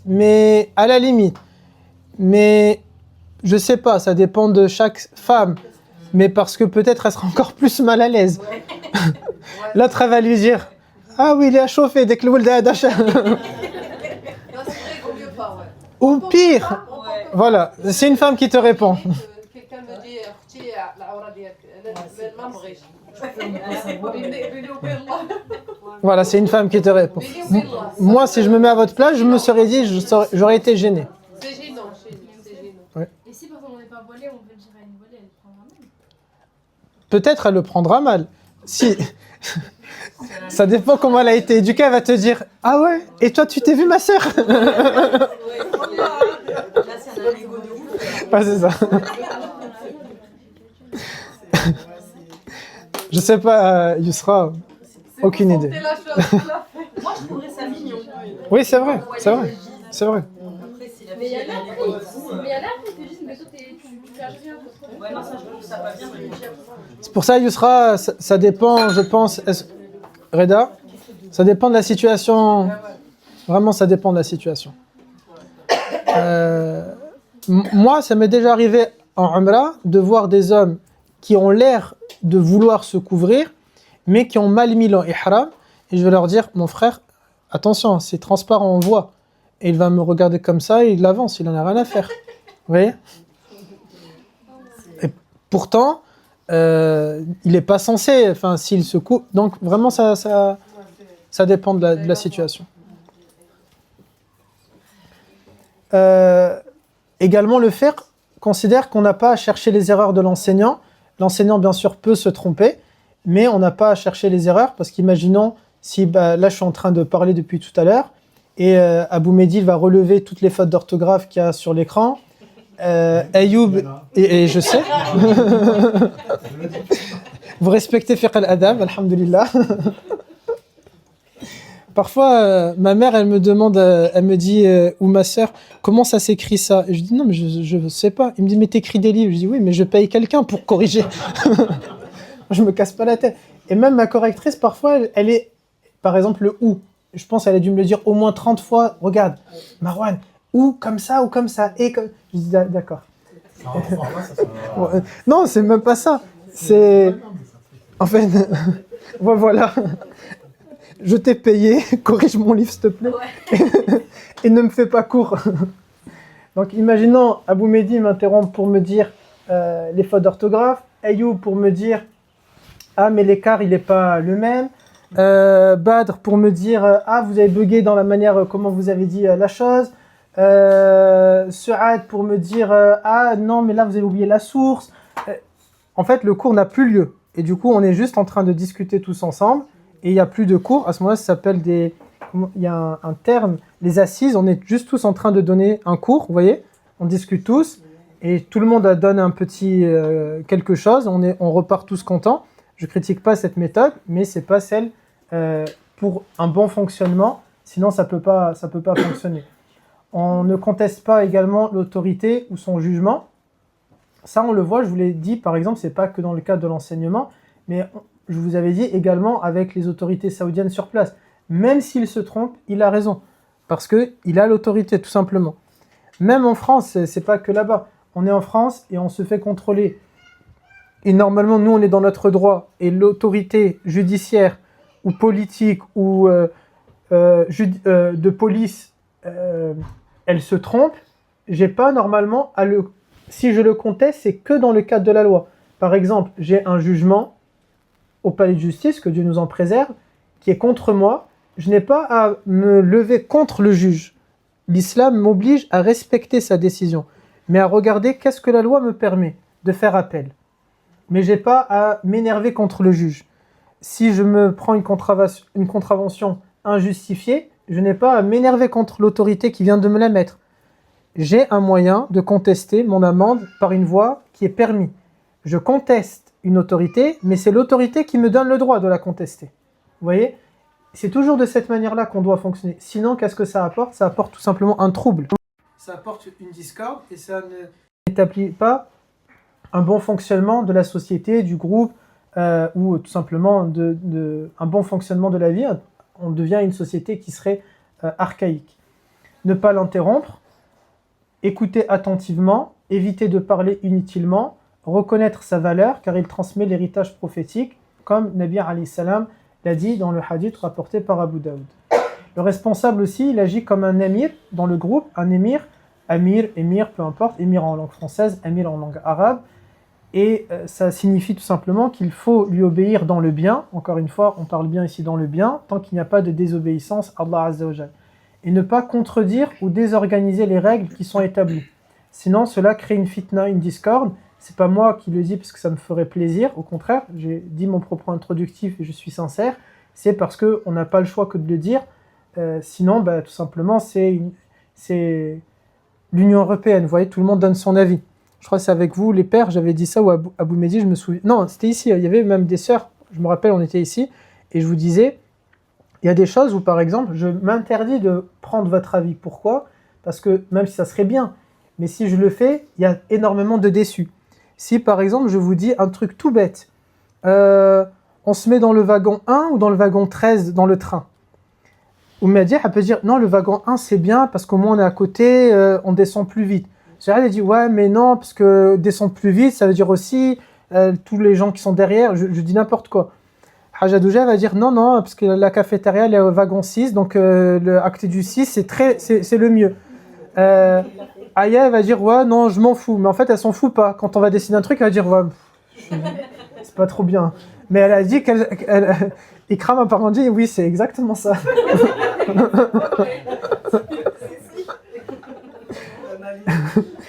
Hajar, elle va dire non, mais je sais pas, ça dépend, il faut qu'on regarde sur internet, est-ce que le wagon il est dans ce sens-là, les sièges dans l'autre sens.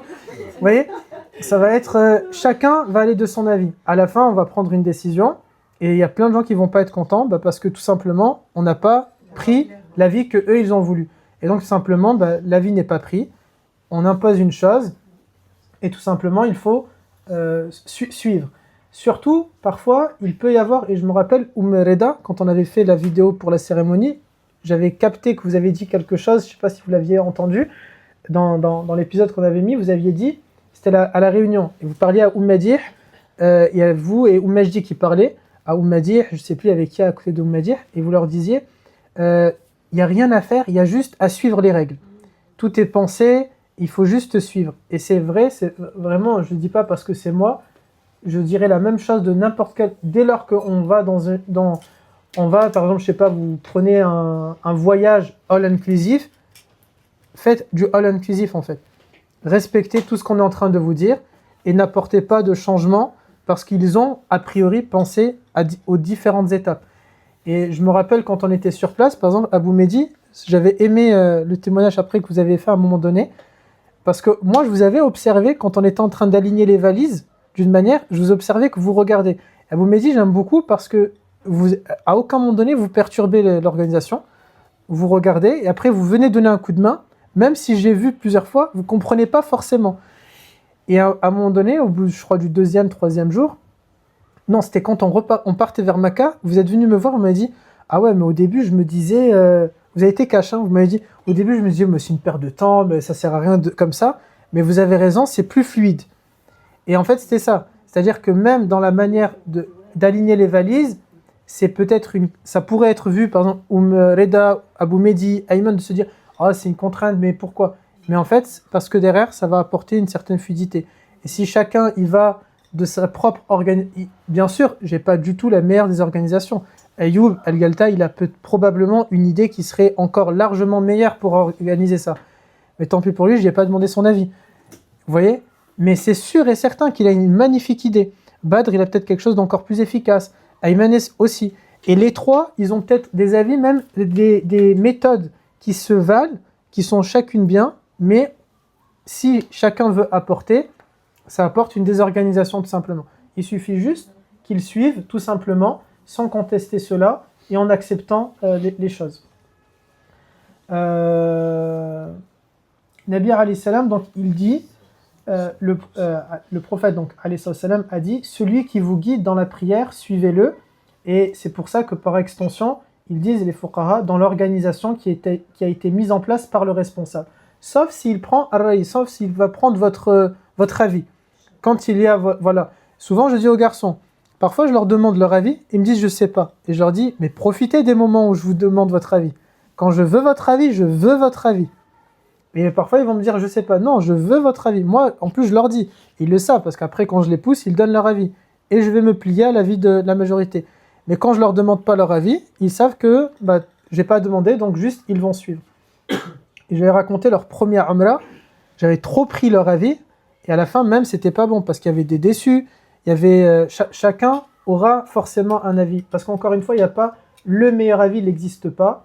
Il y a un avis, autant d'avis je pense qu'il y a d'êtres humains et surtout on a un double défaut. On est méditerranéen et on est français. Et les deux, on aime bien donner notre avis, vous voyez ? On aime bien discuter, papoter, non, pas comme ça, c'est comme ça, non, plutôt comme ça. Et on peut en parler pendant très très très longtemps, et à la fin, on ne va pas être d'accord et on ne va pas être content. Ce hadith, il va même plus loin quand Nabi alayhi salam il dit suivez celui qui vous guide dans la prière, suivez-le, au point que même si on a un imam qui est sur un fauteuil roulant et lui il peut pas prier debout, toute l'assemblée derrière lui doit prier assis. Vous voyez, c'est ça le fiqh. On suit l'imam, la condition de l'imam. Même si nous on est bien portant et lui il prie assis, alors nous on va prier assis. Parce que l'imam ici il est en train de prier assis. C'est pour ça que généralement, ceux qui dirigent et qui ont ensuite ce souci-là, ils disent non je ne vais pas diriger la prière et ils laissent la place à quelqu'un pour éviter que tout le monde, surtout ils doivent se dire, il y a quelqu'un qui va se dire mais pourquoi on prie assis, c'est quoi ça, c'est sorti de où cette histoire, vous voyez. Souvent il y a des gens qui vont monter sur leurs grands chevaux en disant mais pourquoi ça, alors qu'en réalité c'est basé sur une règle. Même déjà le pourquoi, normalement on n'a pas à le formuler. Oui. Je ne sais pas si elle a porté la question, mais si l'imam est pris sur une chaise, nous on doit être sur une chaise ou assis par terre? Redis. Si l'imam il est sur une chaise. Ah, non, tu pries assis. Peu importe. Lui, s'il a un fauteuil roulant, toi tu pries sur une chaise ou assis par terre. Toi, l'essentiel, c'est que juste tu as fait la prière selon sa condition à lui. C'est pour ça que si c'est lui qui fait une erreur et qui fait sajdat as-saw, la prosternation de l'oubli, tout le monde l'a fait également. Vous voyez? Si lui, il décide de faire un qunut, tout le monde est obligé de faire le qunut. Vous voyez? On suit l'imam. C'est l'imam qui décide, sauf s'il fait une bid'a. À ce moment-là, admettons, et encore, il faudrait prouver qu'il est en train de faire une bid'a. Admettons, il va faire une 5e raka'a, lui dans sa tête, c'est vraiment une bid'a. Et vous êtes en train derrière de dire subhanallah pour lui montrer qu'il s'est trompé, et il persiste dans son erreur, et toi tu répètes, même 1 million de gens derrière lui disent subhanallah d'une seule voix, et il persiste dans son erreur, tu es obligé de le suivre. Vous voyez? Tant que tu sais pas que c'est une bid'a. Tu sais pas, sauf s'il a dit ouais, on va faire 5 raka'a aujourd'hui. Là, c'est une bid'a, on ne le suit pas. Sinon, tu es obligé de le suivre même dans son erreur. Il sera. Mais j'ai pas tout compris. Si lui, par exemple, il a 6 preuves de. Parce que le prophète a dit on est obligé de suivre la condition de l'imam en fait. Mais comment c'est qu'il est parti? Ah non, c'est lui, il va dire, admettons. Je connais un savant, mais malheureusement je ne peux pas le dire parce que c'est filmé, qui était en fauteuil roulant, rahimahullah.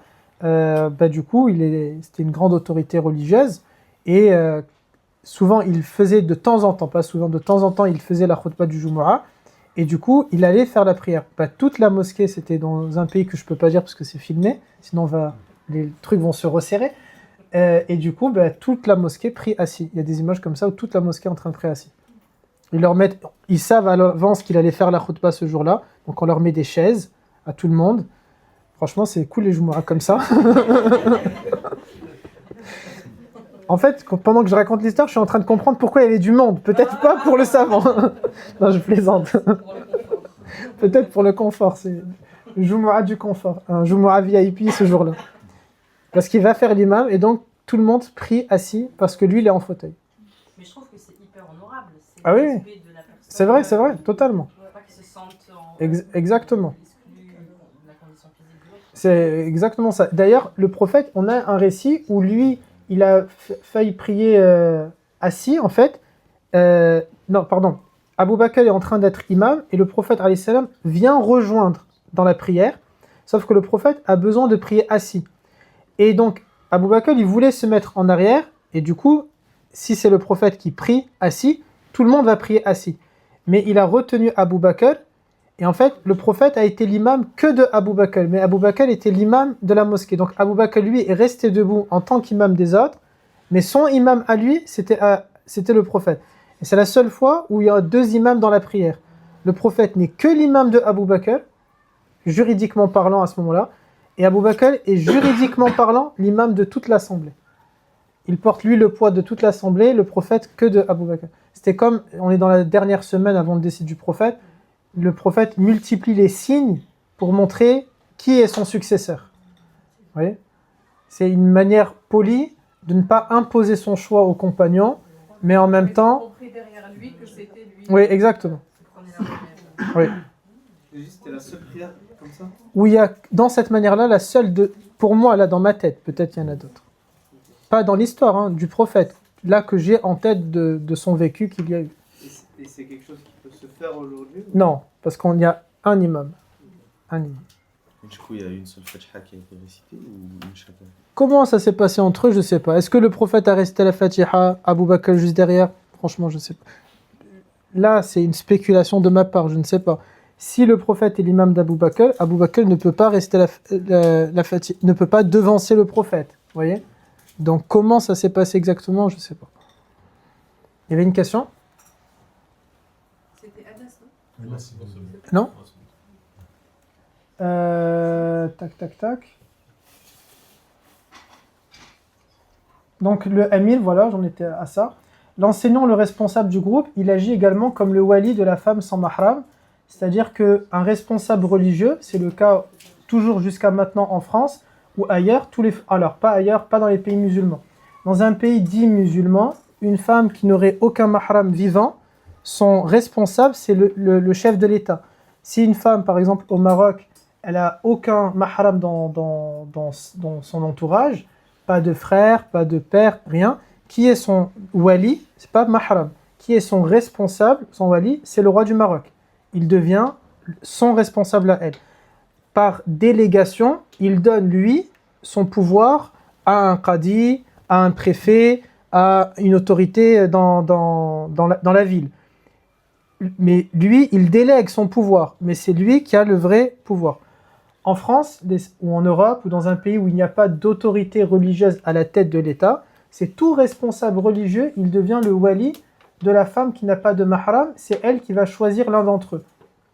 Aujourd'hui en France, si une femme elle a aucun mahram, elle doit choisir parmi les responsables religieux qui existent en France, l'un d'entre eux, et elle lui demande d'être son wali. Il n'est pas son mahram, c'est-à-dire il n'a pas le droit de la toucher, elle n'a pas le droit de se montrer sans voile, il exerce juste son représentant. Il est juste son représentant.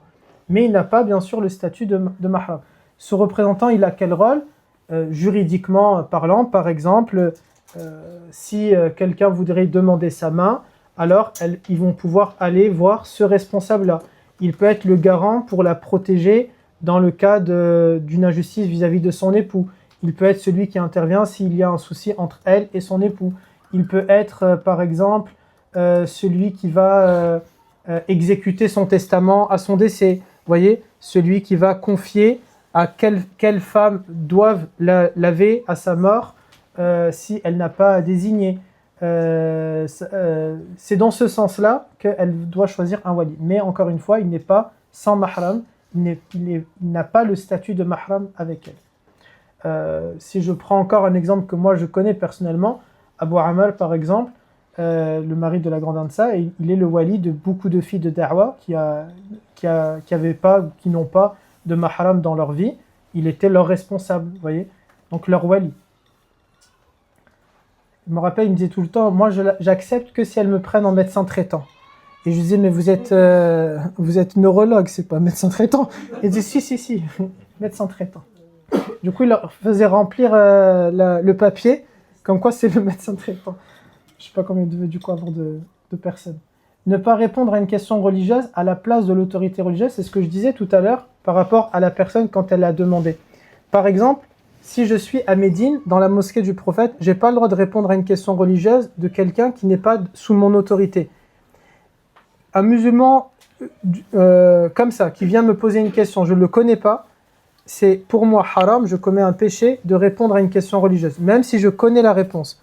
Pourquoi? Parce que Al-Madina a son autorité religieuse. Vous voyez, la mosquée de Médine a son autorité. Elle a ses imams, elle a ses savants, je n'ai pas le droit de répondre à une question, même si je connais. Sauf si, bien sûr, c'est quelqu'un de mon groupe. Car ceux de mon groupe, ils se réfèrent à mon autorité religieuse. C'est très différent. C'est la raison pour laquelle, si je vois quelqu'un même commettre une erreur, je n'ai pas à lui parler. Il y a une autorité religieuse qui établit les règles selon son choix à elle, sans que j'interfère dans son organisation pour savoir est-ce que oui ou non, il corrige ou pas ces erreurs-là. Par exemple, les Saoudiens ne permettent pas aux militaires de répondre aux questions religieuses ou de dire ça, tu n'as pas le droit de le faire, ça, tu as le droit. Sauf la bid'a. Quand ils voient un militaire faire une bid'a, ils doivent intervenir et dire ça, tu n'as pas le droit de le faire. Mais même au point, un militaire, vous lui demandez combien de tours je dois faire autour de la Kaaba, il va te dire, il y a le cheikh, il est là-bas. Al-Mufti, il est là-bas. Vous voyez? même vous lui demandez, je vous assure, vous lui demandez s'il respecte la règle, c'est à ce point-là, on est en Ramadan, vous lui dites, à quelle heure c'est le ftour ou le mufti. Vous voyez? Vous lui dites un truc tout bête, est-ce que je peux faire le tawa en chaussures? Le mufti. Et ça, c'est ce qu'il manque dans la communauté musulmane maghrébine. Elle répond à toutes les questions religieuses. Vous voyez?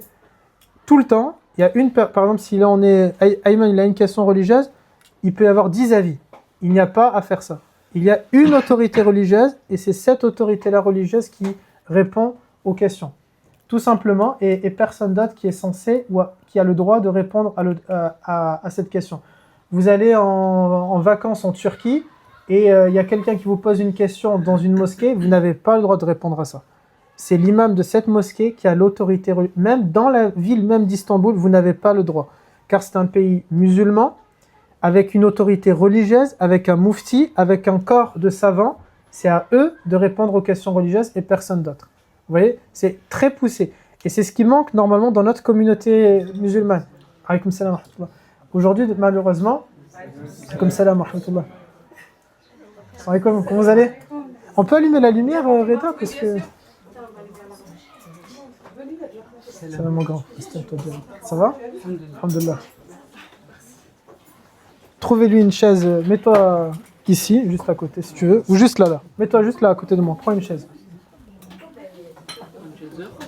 Il y en a dehors, il va aller t'en chercher une, Reda. Ah ouais, carrément avec la petite... Non, ça va, moi ça me... Ça sert à la main tout le monde. Ah oui.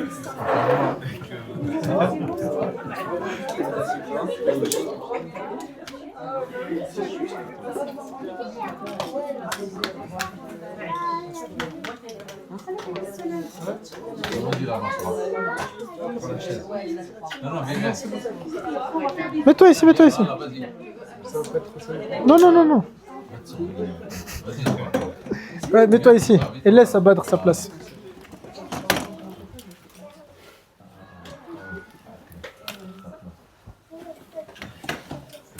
Alors du coup, on est en train de dire par rapport, c'est l'autorité religieuse et uniquement l'autorité religieuse qui a le droit de répondre à une question.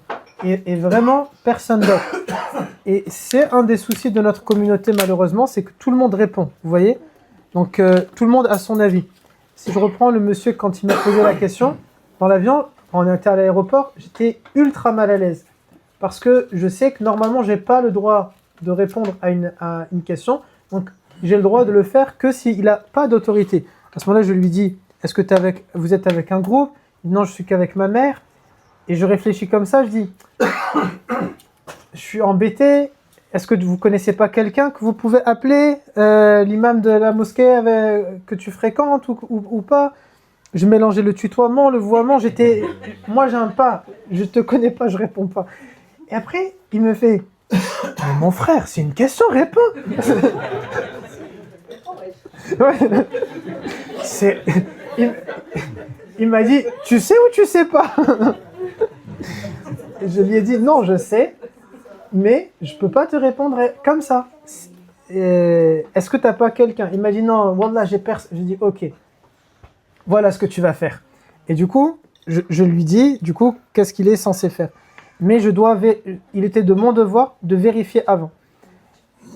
Quand les garçons, ils ont vu par exemple, une fois on est entre Safa et Marwa, et quelqu'un qui vient me voir et il me dit, est-ce que comme ça je peux?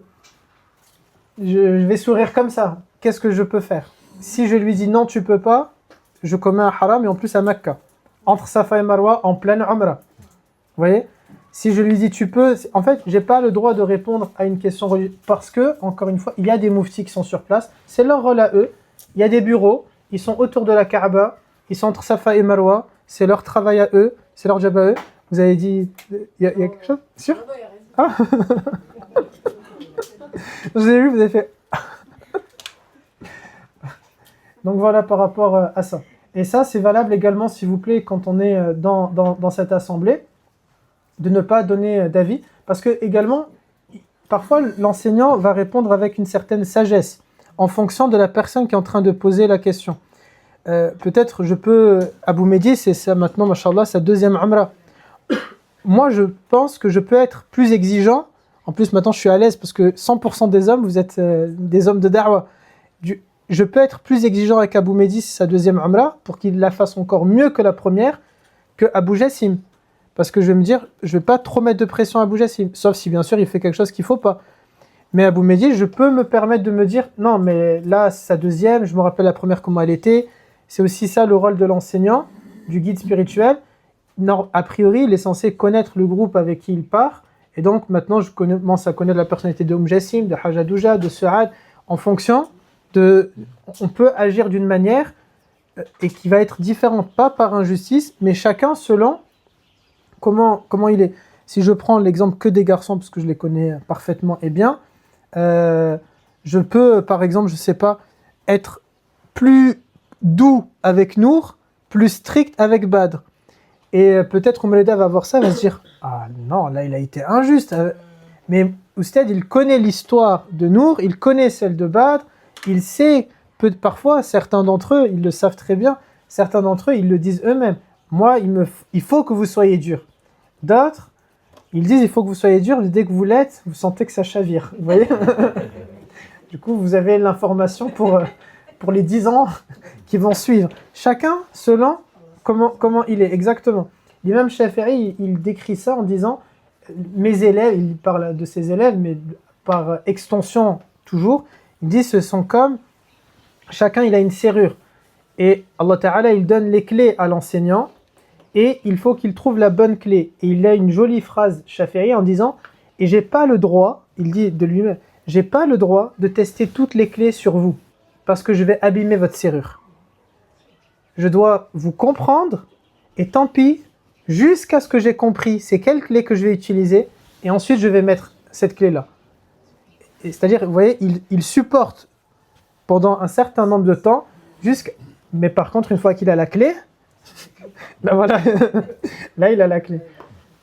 Ne pas dire également, ici ne pas répondre donc à une question religieuse à la place de l'autorité. On voit par exemple Malik était l'élève c'est Shafi'i qui était l'élève de Malik. Il dit Malik, je n'ai jamais répondu à une question en présence de mon maître Malik, par respect pour lui. C'est-à-dire dès lors que... Et pourtant, l'imam Malik, il a atteint l'un des plus hauts niveaux, si ce n'est le plus haut niveau, avec Shafi'i, Ahmad, Abu Hanifa. Malgré ça, il ne répond à aucune question. Malik, c'est l'homme aux 40, je ne sais pas. Il peut dire à chaque fois, je ne sais pas, je sais pas, je sais pas, je sais pas, même s'il connaît la réponse. Parce que ça dépend, il analyse, il y a qui dans le groupe. Et en fonction, peut-être il va donner une réponse, mais en fonction de il y a qui dans le groupe, peut-être la personne, il sait pertinemment qu'elle va mal interpréter ça, et donc il va aller. Si on est à l'époque donc de Malik, et que Ayman il ne respecte pas les règles, qu'est-ce qui va se passer? Malik, il va avoir une question de la part de Aya, et Malik, il sait qu'il ne faut pas répondre à cette question-là. Donc il va dire, je ne sais pas. Et Ayman, il va dire, si, cher, vous aviez dit que une fois... Ok, merci, c'est gentil. On est maintenant bloqué, parce que Aya... il sait qu'elle va mal interpréter ça, ou bien, je dis un exemple par exemple tout bête que je sais qui a pu se passer, c'est il sait que l'un de ses élèves fait de l'excès. Il sait qu'il fait de l'excès dans sa manière de pratiquer. Et on a Abdullah ibn Omar, quand il fait l'odo, il faut faire comme ça. Vous voyez? Mais il n'y a que Abdullah ibn Omar qui frotte, dabt, le visage énormément. Je ne vais pas le faire parce que comme j'ai pas de cheveux, je préfère garder ma barbe, vous voyez? Il fait dabt, il frotte bien, et même pour le visage, il va le faire pas frotter, je vais pas me l'épargner, mais il met de l'eau et ensuite il ouvre comme ça. Il faut que l'eau, elle rentre dans ses yeux. Vous voyez? Sinon, je vous vois plus. Et du coup, il voyait plus aussi sûrement avec l'eau. Il faut que l'eau, elle rentre dans ses yeux. Mais c'est le seul à le faire. Donc, une fois, un des élèves de Malik va poser la question. Est-ce que chez les Sahaba, je sais pas comment c'est formulé, je veux pas dire de bêtises, mais en clair, c'est comme si quelqu'un demande est-ce qu'il y a cette histoire de dabt. Il va dire je sais pas. Mais parce qu'il sait, par exemple, qu'il y avait Ayyub al-Galta dans la pièce et qu'il a de l'exagération dans sa pratique et il voulait pas le formuler. Si Nour maintenant il dit mais vous nous aviez enseigné que Abdullah ibn Omar quand même il faisait ça. Mais Malik il le sait ça. Le problème, qu'est-ce qui se passe maintenant? Ce jeune homme-là, qui déjà exagère et on a du mal avec lui, ben maintenant on vient de lui apporter une gêne encore plus grande dans sa vie. Mais parce que Nour a estimé, c'était Nour ou c'était quelqu'un d'autre? C'était Nour. Voilà, c'était lui, bravo. Il a estimé à ce moment-là qu'il avait besoin d'intervenir. Donc il faut faire attention par rapport à ça. Même on a avec Abdullah, c'est ça, Abdullah ibn Abbas, mais on l'appelle que Ibn Abbas souvent. Ibn Abbas, une fois, il donne cours dans la mosquée même du prophète alayhi salam, à quelques mètres de la tombe du prophète alayhi salam. Il donne un cours à l'heure de Dohor. Il y a le adhan de Dohor, donc il a commencé son cours avant l'heure de Dohor. Il y a le adhan de Dohor, il se tait pendant le adhan, il reprend son cours. Il fait son cours. Il y a maintenant le muaddin qui se prépare à faire le adhan de l'Asr. Et un de ses élèves va lui dire « Mais tu nous as fait manquer Dohor. » Et c'est la seule fois, et c'est un hadith authentique, la seule fois où on dit qu'il a utilisé un mot, c'est pas un gros mot bien sûr, ça reste un compagnon, mais un mot très familier. Un mot très... voilà, par exemple, en langue arabe, c'est pas un gros mot, mais c'est pas joli. Yabn al-Kalb, vous voyez, fils de chien, c'est pas un gros mot, mais vous le dites vous, entre vous. Voilà. C'est quoi, Mariola? Mais là, c'est pas une insulte, Ibn al-Kalb. En vrai, c'est pas un gros mot, mais c'est un mot... Ah oui, c'est comme par exemple Hamar. Hamar en soi, c'est pas une insulte. Voilà, parce que Hamar, c'est pas un gros mot. Non, c'est pas ça, Ouais. mais Mariola aussi, gros. Ah oui, ok. C'est un mot humiliation, ok. Voilà, un blague. Ah oui, ok, péjoratif, c'est ça.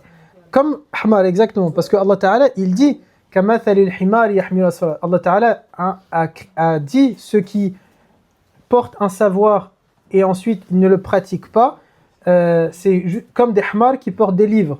Vous voyez? C'est Kamathalil himar yahmilu asfara. Ils sont comme des ânes qui portent des livres. Vous voyez? Donc on ne peut pas dire, Allah Ta'ala ne dit pas de gros mots bien sûr, mais c'est un mot péjoratif. Dans notre contexte à nous, mais Allah Ta'ala bien sûr, il est le maître et c'est lui qui décide de comment il nous juge. Où est-ce que j'en étais? C'était sur quelque chose que je voulais... Oui, Ibn Abbas.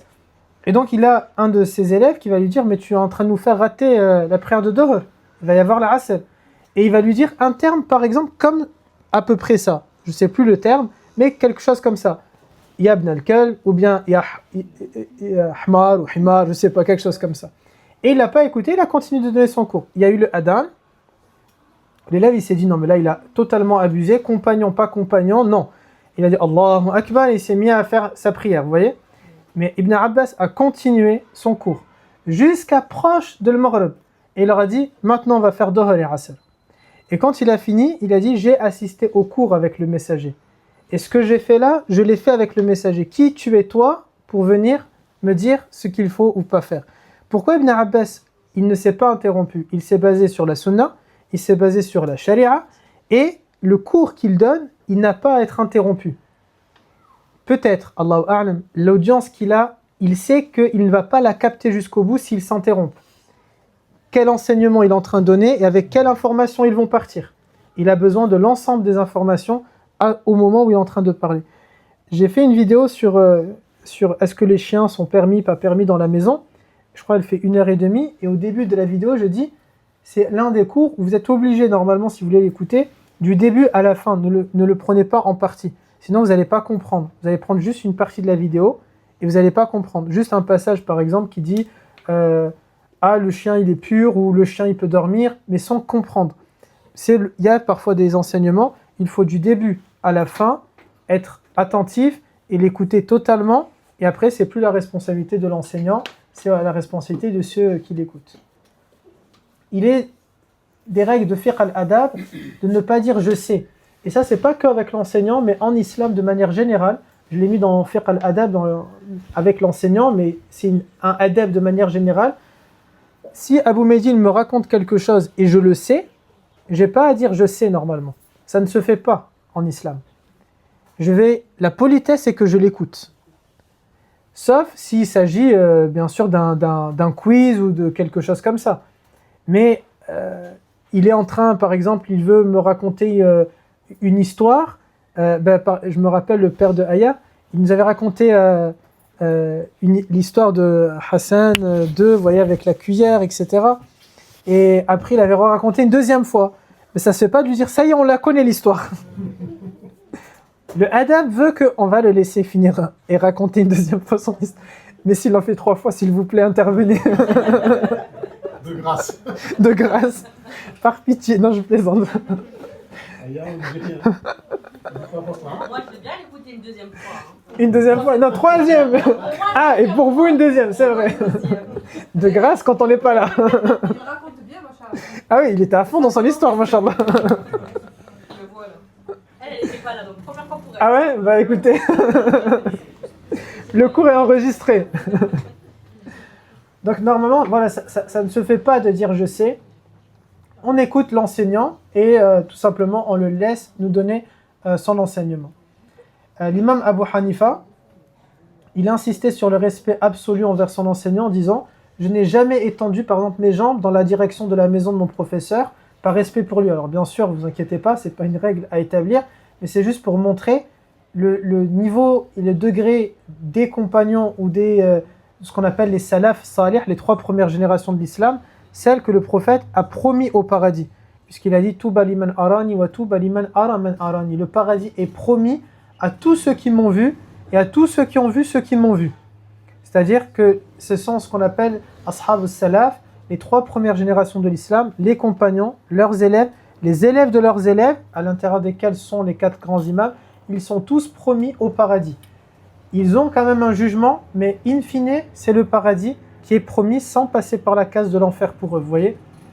Et ils ont donc, lui, il avait tellement ce respect-là que même dans la direction de la maison de son enseignant, encore l'imam Ahmed qui disait « Celui qui cherche la science sans adab est comme celui qui ramasse de la terre sans tamis, il ne profite de rien. » Et ça nous montre, s'il ne profite de rien, ça veut dire il n'a pas la baraka, il n'a pas la sakina, il n'a pas la rahma, etc.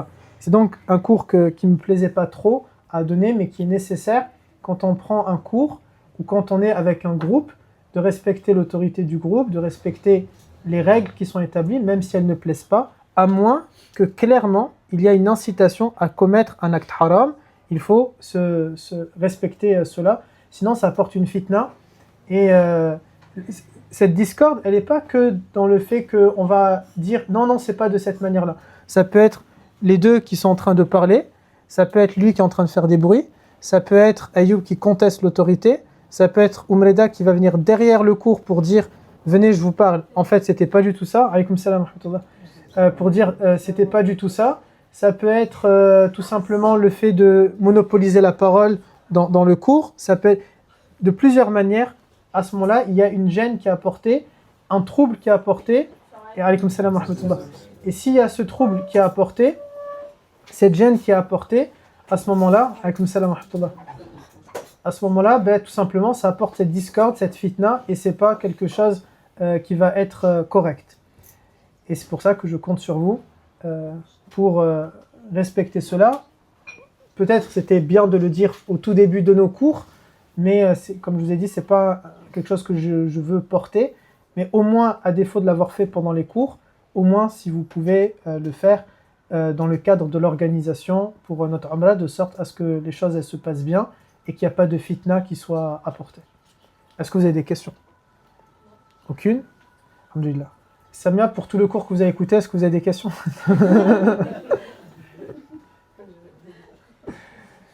On va faire la pause pour faire la prière de l'Maghrib, quand ça va être l'heure quasiment. Et sauf si vous avez des questions, je regarde juste à quelle heure exactement ici. Ça y est, c'est l'heure, donc on peut passer à la prière, Inch'Allah. Tu peux mettre fin directement.